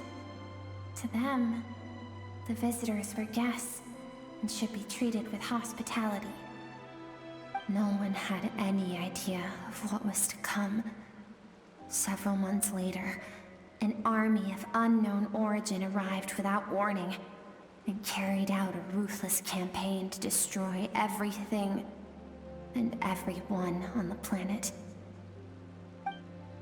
Skirk had skipped school that day, like so many times before, so she was not caught in the immediate wave of destruction. But when she came home that day, only fire and ruin awaited her. Countless people cried out to her for help. People she knew and loved. Friends and relatives. The little girl who lived next door. The shop owner with the bad leg. The bad-tempered teacher she had made fun of just that morning. Their lives were discarded like worthless trash as the fire consumed one life after another. Skirk was helpless. All she could do was run. And so she did. She kept running until an unexpected figure crossed her path. If Sertology hadn't been there in that moment, the fire would have claimed her life too. And there she would have remained, left to rot in the scorched earth, with no answer as to why any of this was happening. Because she and her people were seen as a threat. As the initial merchant ship explored the planet, they discovered that it hadn't always had the condition to support life. Yet there was evidence of human activity, even during the periods of extreme heat or cold in the past. Further research revealed that, over time, the people of this planet had evolved the ability to adapt to any type of environment or energy source. For that reason, the outsiders viewed them as a potential threat, and decided to eliminate them before the threat could rear its head. And so, the army was called, and the so-called danger was wiped from the face of the planet. Senseless, isn't it? Deemed a threat because of a gift they didn't even know they had. Perhaps it was their own innocence and kindness that doomed them. But in the end, that was lost to the blaze as well. If those with power get to decide good and evil, then all you can trust in is the sword in your hand. And so, before death could claim her, she ran. She ran and never stopped. No one wants to relive their most painful moments. Well, that brings us to the end of the story. This is as far as we can go. Skirk is waiting over there. For both of us. Let's go to her. It's time to fulfill my purpose. And my greatest wish over all these years.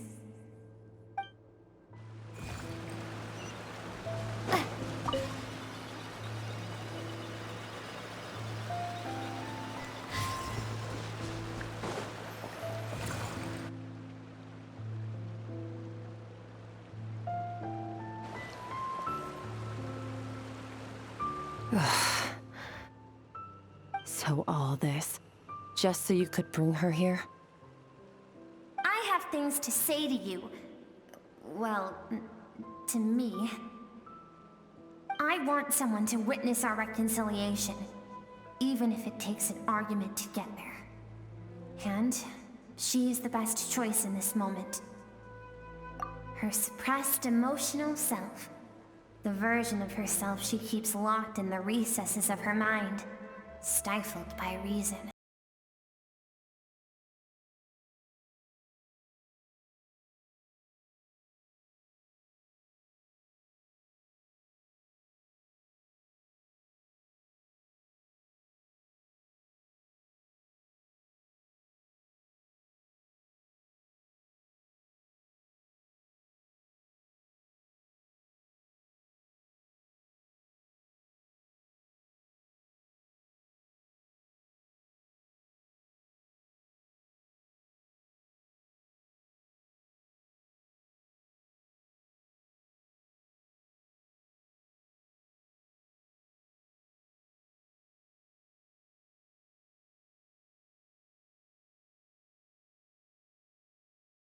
Most of all.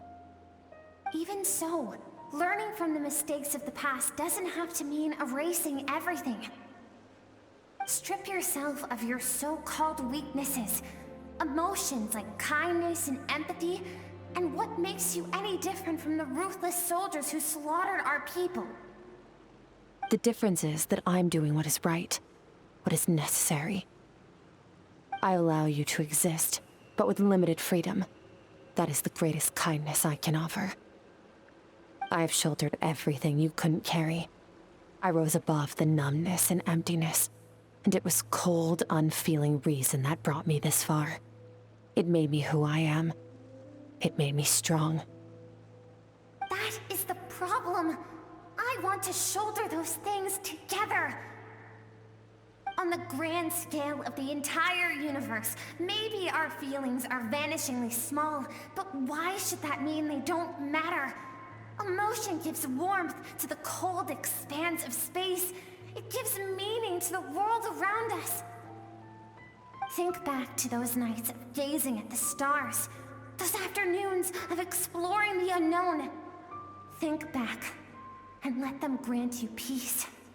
A brief respite from the pressure you put on yourself.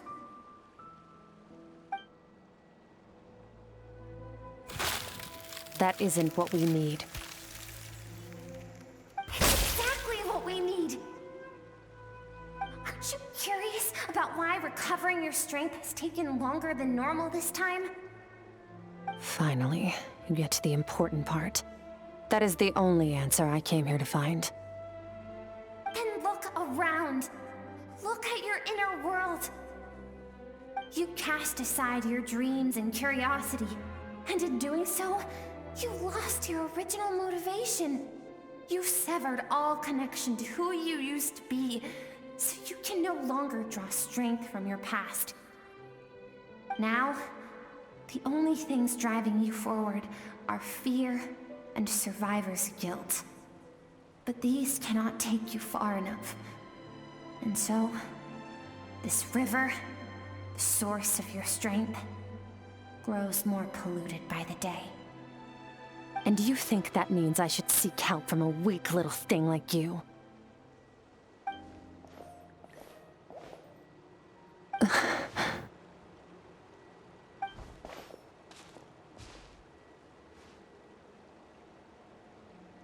Thank you for saying that.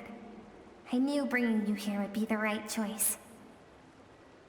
To be honest, I'm not here to argue with you.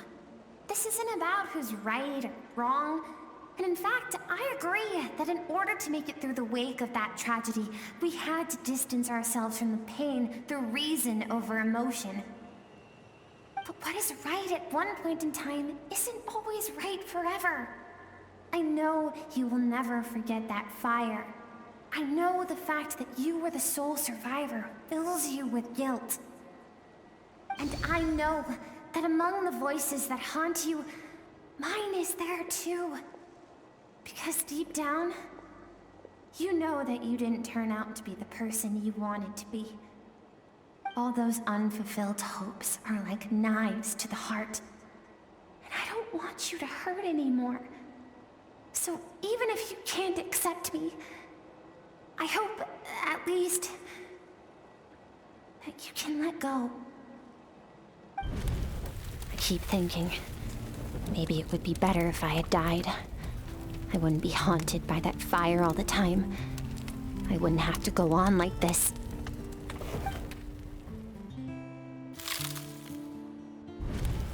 Your dad and I, we're not afraid to stare death in the face, but we need you to survive.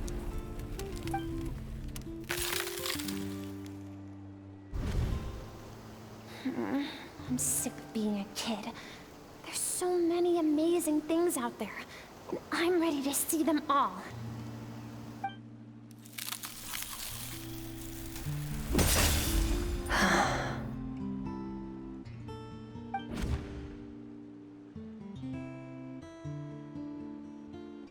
I remember. There was a song Mom and Dad always sang when we went out to fetch water. Dancing water. The sand along your path is begging for your song and movement. Will you carry this burden with you on your journey? I am not the dancing water, and you are not the burdensome sand. But if this is your wish, then I will carry you with me until the end.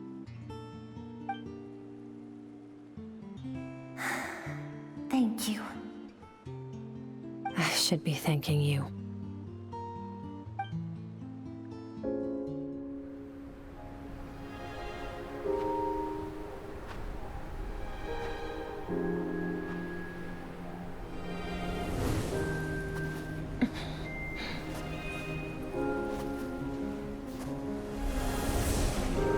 Run, Skirk, run! Remember, leave no one alive! Heed my words, Skirk. Let fear take root in your soul. Did you survive? Why was it only you? Skirk, did you become a positive light in this world?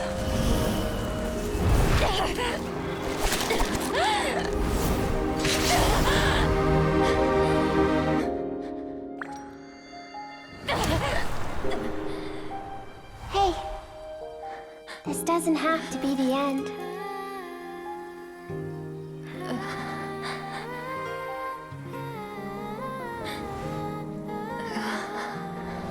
Life is a gift. Don't let darkness claim it.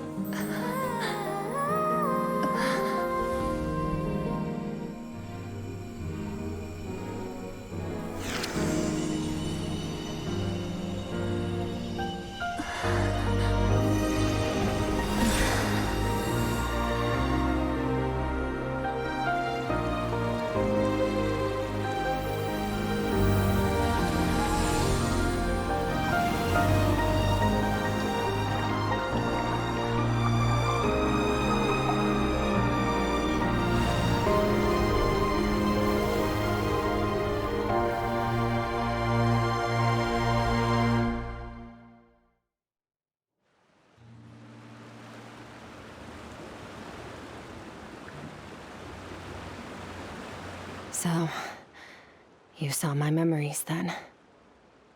I once asked my master if survival of the strongest was the law of the universe.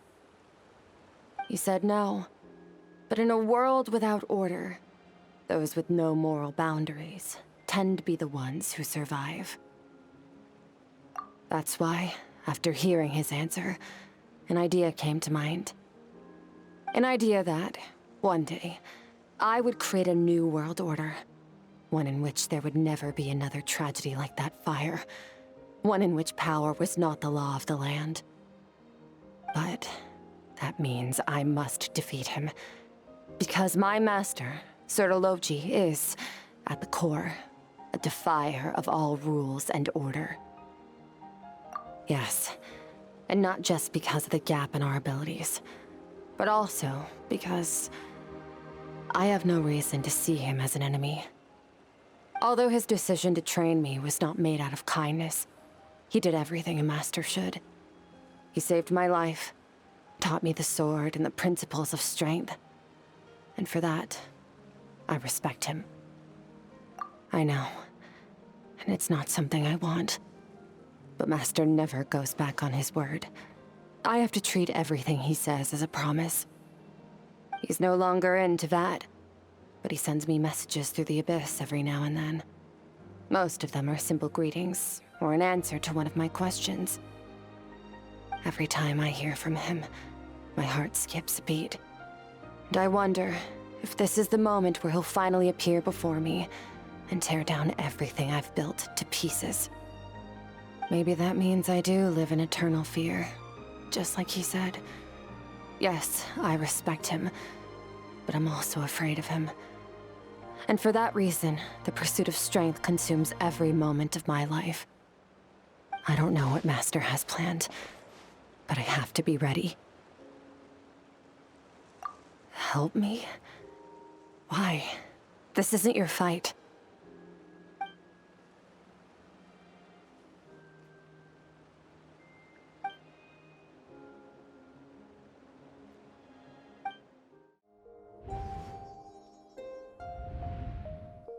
Oh, you're finally awake!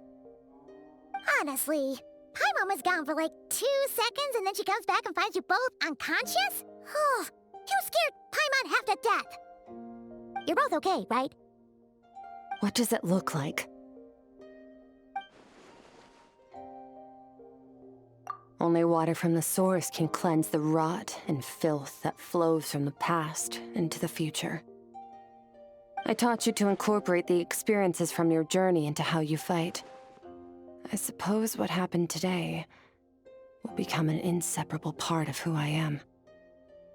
Okay, so Paimon feels like she's missing some important context. But whatever.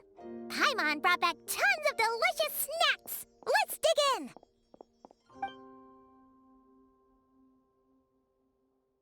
All right. It's about time we finished what we started. We're gonna deal with this thief for good, right? This time, I'm not going to tell you to hold back. But having digested even more power in the meantime, he's going to be tougher than before. The good news is, we have no reason to pull our punches this time. So, let's go. Same place as last time.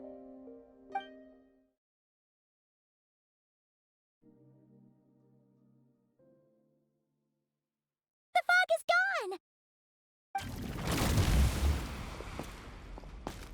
Wait, isn't that the form the all-devouring narwhal changed into? How come he knows that, too? Really?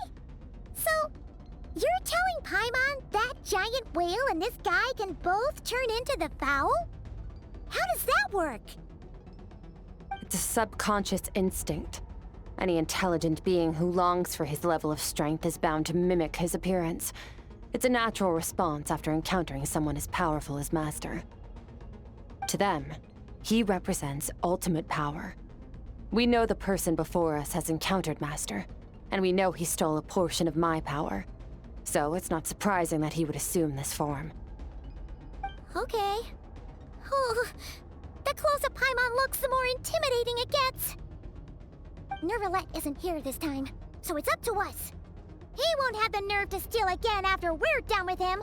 Let's teach this guy a lesson.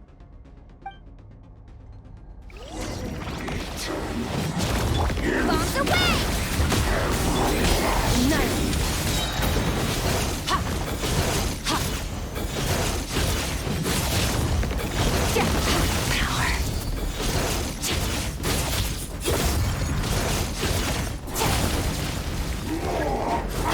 Haven't forgotten your training, I hope.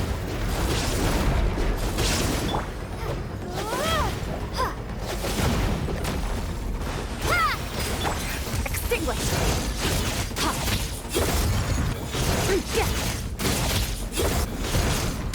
Mine to wield. Water jet! Ha!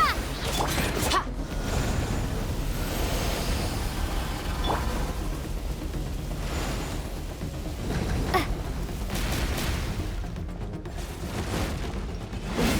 Wipe out! Ha! Merciless.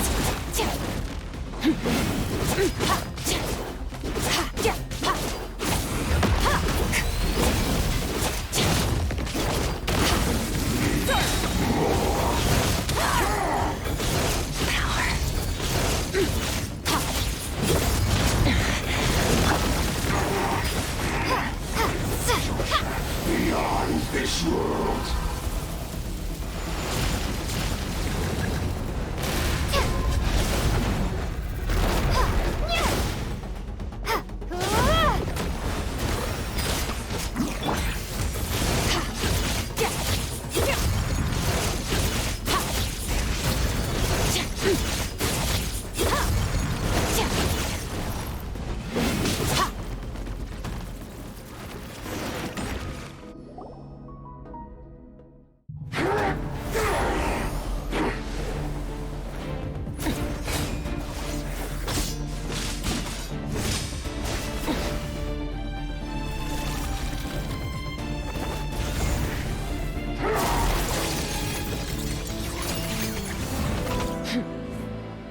Haven't had enough of my power.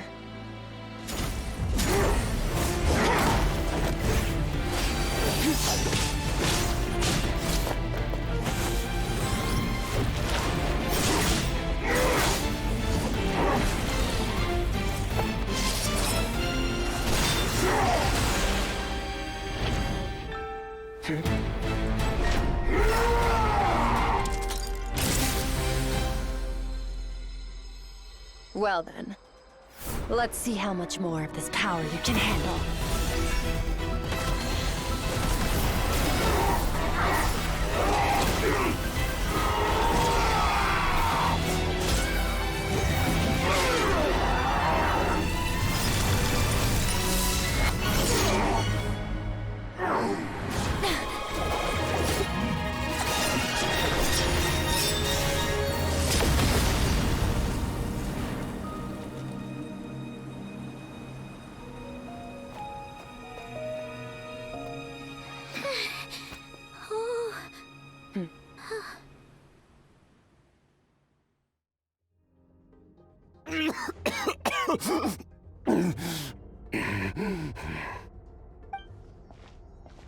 Well, have you come to your senses? You saw that my body was at its limit. So, you deliberately channeled your power into me, knowing that it would destroy my shell from within. Such power, such keen battle instincts. So you must be... Skirk, Sertologi's disciple. How long has it been? How long has he been away from Tevat? Hundreds of years. Hundreds? Sorry, it's a lot to take in. I should introduce myself. I am Escoffier, a friend of your master and one of his followers. This is the first time I've heard your name, Skirk. But hundreds of years ago, I knew you existed. And I knew you would come here. Hundreds of years ago? Sounds like you and Master have quite the history. Care to tell us about it? Of course. Might as well take advantage of a clear head while I can. The story starts a long, long time ago. I was born into a noble family in Conria. As the eldest son, I was set to inherit our title. But I contracted an incurable illness as a child, and everyone gave up on me. I trained the sword harder than anyone else, defeated all of my peers. But it was all in vain. When other people looked at me, all I saw in their eyes was pity or a strange glee in my misfortune. Even my parents were just waiting for me to die. Over time, my heart hardened, and I became aimless. That was the point where I met your master, Sir Taloji. We were similar in age, but different in background. He was born in prison, the son of criminals who had been sentenced to death. He spent his childhood wandering the streets, facing more criticism than the literary works in the Universitas Magistrorum. Yet, he always wore a smile on his face, as if kindness and malice were one and the same, and he could not see the difference. I still remember what he said to me when we first met. You need to fight to survive. Even if it's a losing battle, it should light a fire under you. How can you sit back like this and go down without a fight? That does sound like something he would say. He was the first to acknowledge that I was worth something, and he inspired me to keep going. When we sparred together, it was the first time I'd actually felt the thrill of combat. When I was 10, he stole forbidden research materials and managed to cure my illness. It was like there was nothing in this world he couldn't accomplish. When it came to the human form, he was always intent on pushing the boundaries of possibility. But somewhere along the way, I fell behind. My talents were nothing compared to his, and at some point, I realized he had pulled so far ahead, I was too embarrassed to even ask him to spar. After his grand endeavor was successful, he sought me out and said to me, "This planet no longer holds anything of interest to me, so I'm leaving. But first, I have an offer. I can use a power I have just refined to break the curse of immortality for you. Your death was once what we worked so hard to prevent. But the immortality you now face is a different kind of pain altogether." I'll pass. Immortality doesn't sound so bad to me. Since I can't die, it means I have an infinite amount of time to get stronger. Maybe I'll finally catch up to you one day, and we can spar like we used to. Are you sure? I cannot say when I will return. Your body, or rather, your soul, might not be able to withstand this curse. All I can do is try. After all, a wise man once told me, people need to fight for their own survival. Wise indeed. Nevertheless, if you grow weary of the pain of immortality, and wish to experience a good sparring match before you wither away, seek out my disciple. Disciple? Never thought I'd hear that word coming from you. Nor I. But Vedifenir said I was destined to find a disciple out there in the universe, and bring her to Tibet. You know as well as I, Vedifenir's prophecies are never wrong. Huh. Well, now I'm curious about who this disciple of yours will be. All Vedifenir said was that one day, the stars shall bow in her honor. Sounds pretty impressive. Of course. Only the most outstanding people would have the right to become my disciple. Still self-assured as ever, I see. But you're not wrong. I'll be leading them. Oh, and if you were serious about getting stronger, I left you a little gift in the primordial sea. As I've said before, walk whatever path you want. Freedom means even the wicked get to make their own choices. Waiting for me in the primordial sea was the all-devouring narwhal, already beaten into submission by Sertologi. In its weakened state, I was able to cut off part of its flesh and sew it into my own heart. Your heart? That sounds like torture!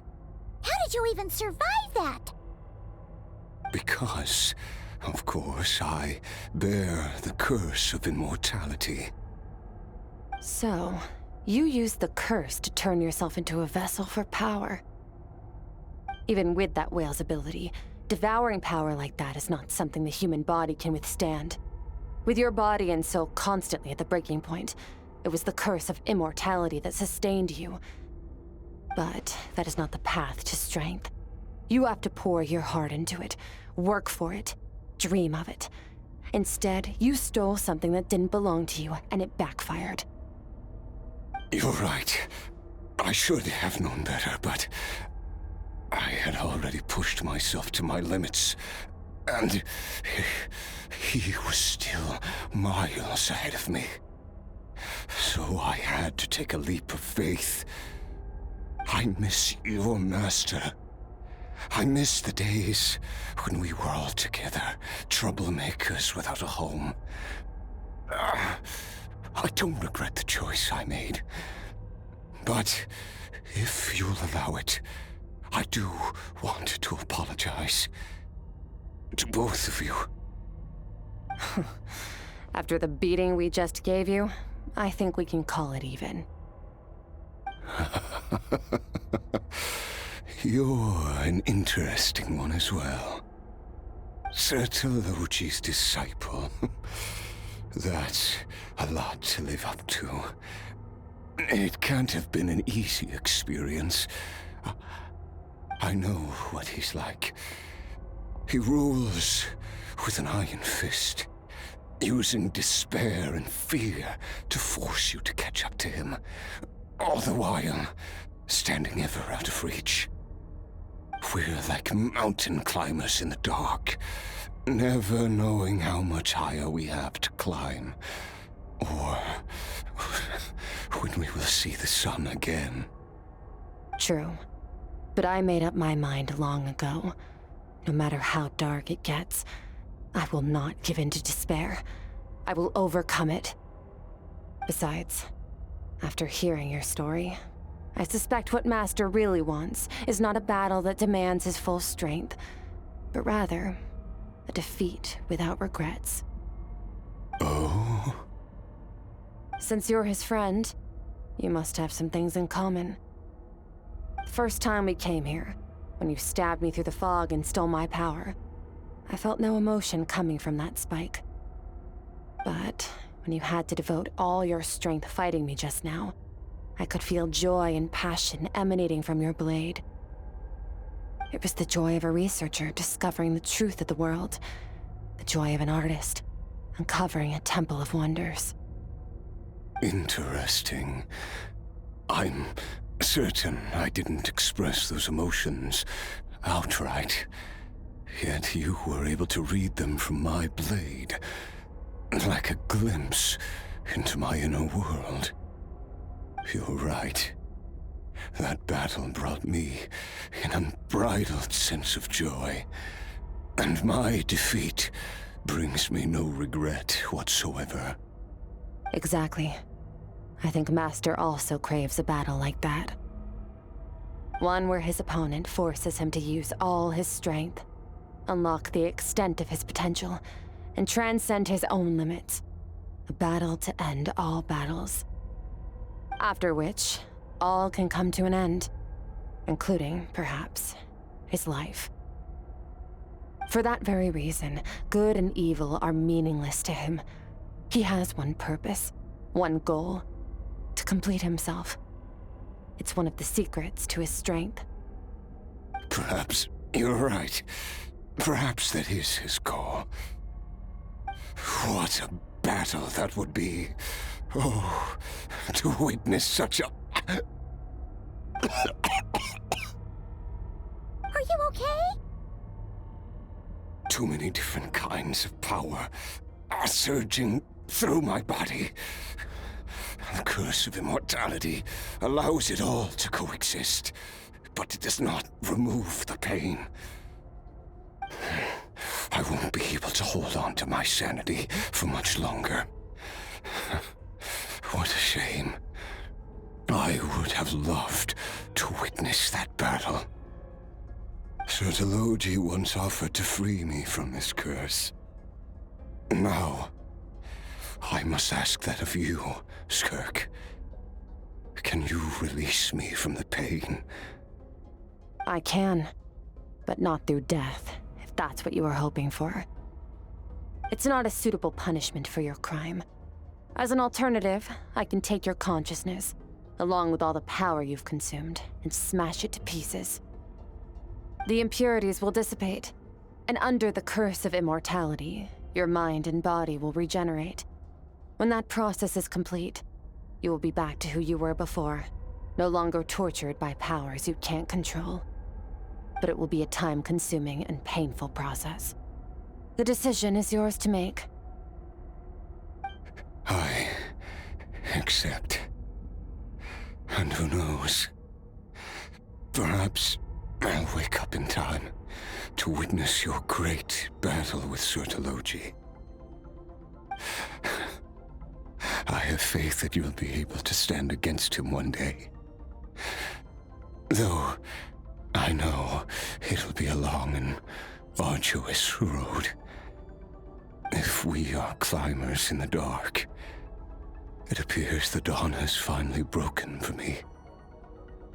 But your ascent continues. At least, it looks like you are not alone on your journey. I will reach the top of this mountain, no matter what it takes. And you, Skofnungr, will be my witness at the end of all things. It's finally over. Let's get out of here. Huh! At least we don't have to make a mad dash for the exit like last time. We did it! Ah, it's only been a few days, but it feels like forever. Once again, we've proved there's nothing we can't overcome. We're just that awesome. Wow, you sound even more confident than usual. Guess you really have become stronger. Today sure went by fast. It's night already. Oh wait, that reminds Paimon. The stars you mentioned, the ones that died out, are they back now? Yes. The power Skofnungr stole has been returned. So, the stars have regained their light. Great! Huh, it's crazy that you even noticed their light was gone. There are so many stars in the sky. If a few disappeared, Paimon definitely wouldn't be able to tell. I suppose it's because I have gazed upon this sky for centuries. The false stars, hanging in the meticulously planned sky, glittering with rotten light. It's not real. And yet, it is for that very reason that I can look upon it and enjoy the momentary peace it brings. Even the most beautiful of bubbles has to burst. We will return to the real universe one day, whether of our own volition or not. Time marches ever forward. Even the innocent and naive will taste life's bitterness. Yet through hardship, we grow until we learn to seize the sands of time for ourselves and uncover our true strength. Though we gaze upon a false sky, its vastness and majesty is palpable. One can only wonder, what is it going to take for kindness to reign supreme in the vast expanse of the universe? Ugh, this is all going over Paimon's head. But if she knows one thing, it's that the Traveler always finds a way. Ever since we met, she has filled Paimon's days with happiness. No matter how tough things get, she always finds a way to make it better. If it's too big a job for one person, then we'll do it with two. And if two's still not enough, then three. We've met so many amazing friends and accomplished so many amazing things. As long as we don't give up, we can make any wish come true. I suppose when it comes to you, anything is possible. Well, I should be going. Now that my power is no longer isolated from my emotions, I need more practice to get used to it. I suppose fate will decide. Maybe we'll bump into each other on the street. Or maybe we'll reunite on a different planet entirely. Regardless, reunions and partings are but passing moments. More than anything, I hope that at the end of this journey, wherever it takes us, we stand in a world reborn. One without war, pain, or forced partings. One where new life can bloom, even where there was once nothing but scorched earth. For this, we must all work to become stronger. If that's what you want to call me, I won't object. Goodbye. Bye!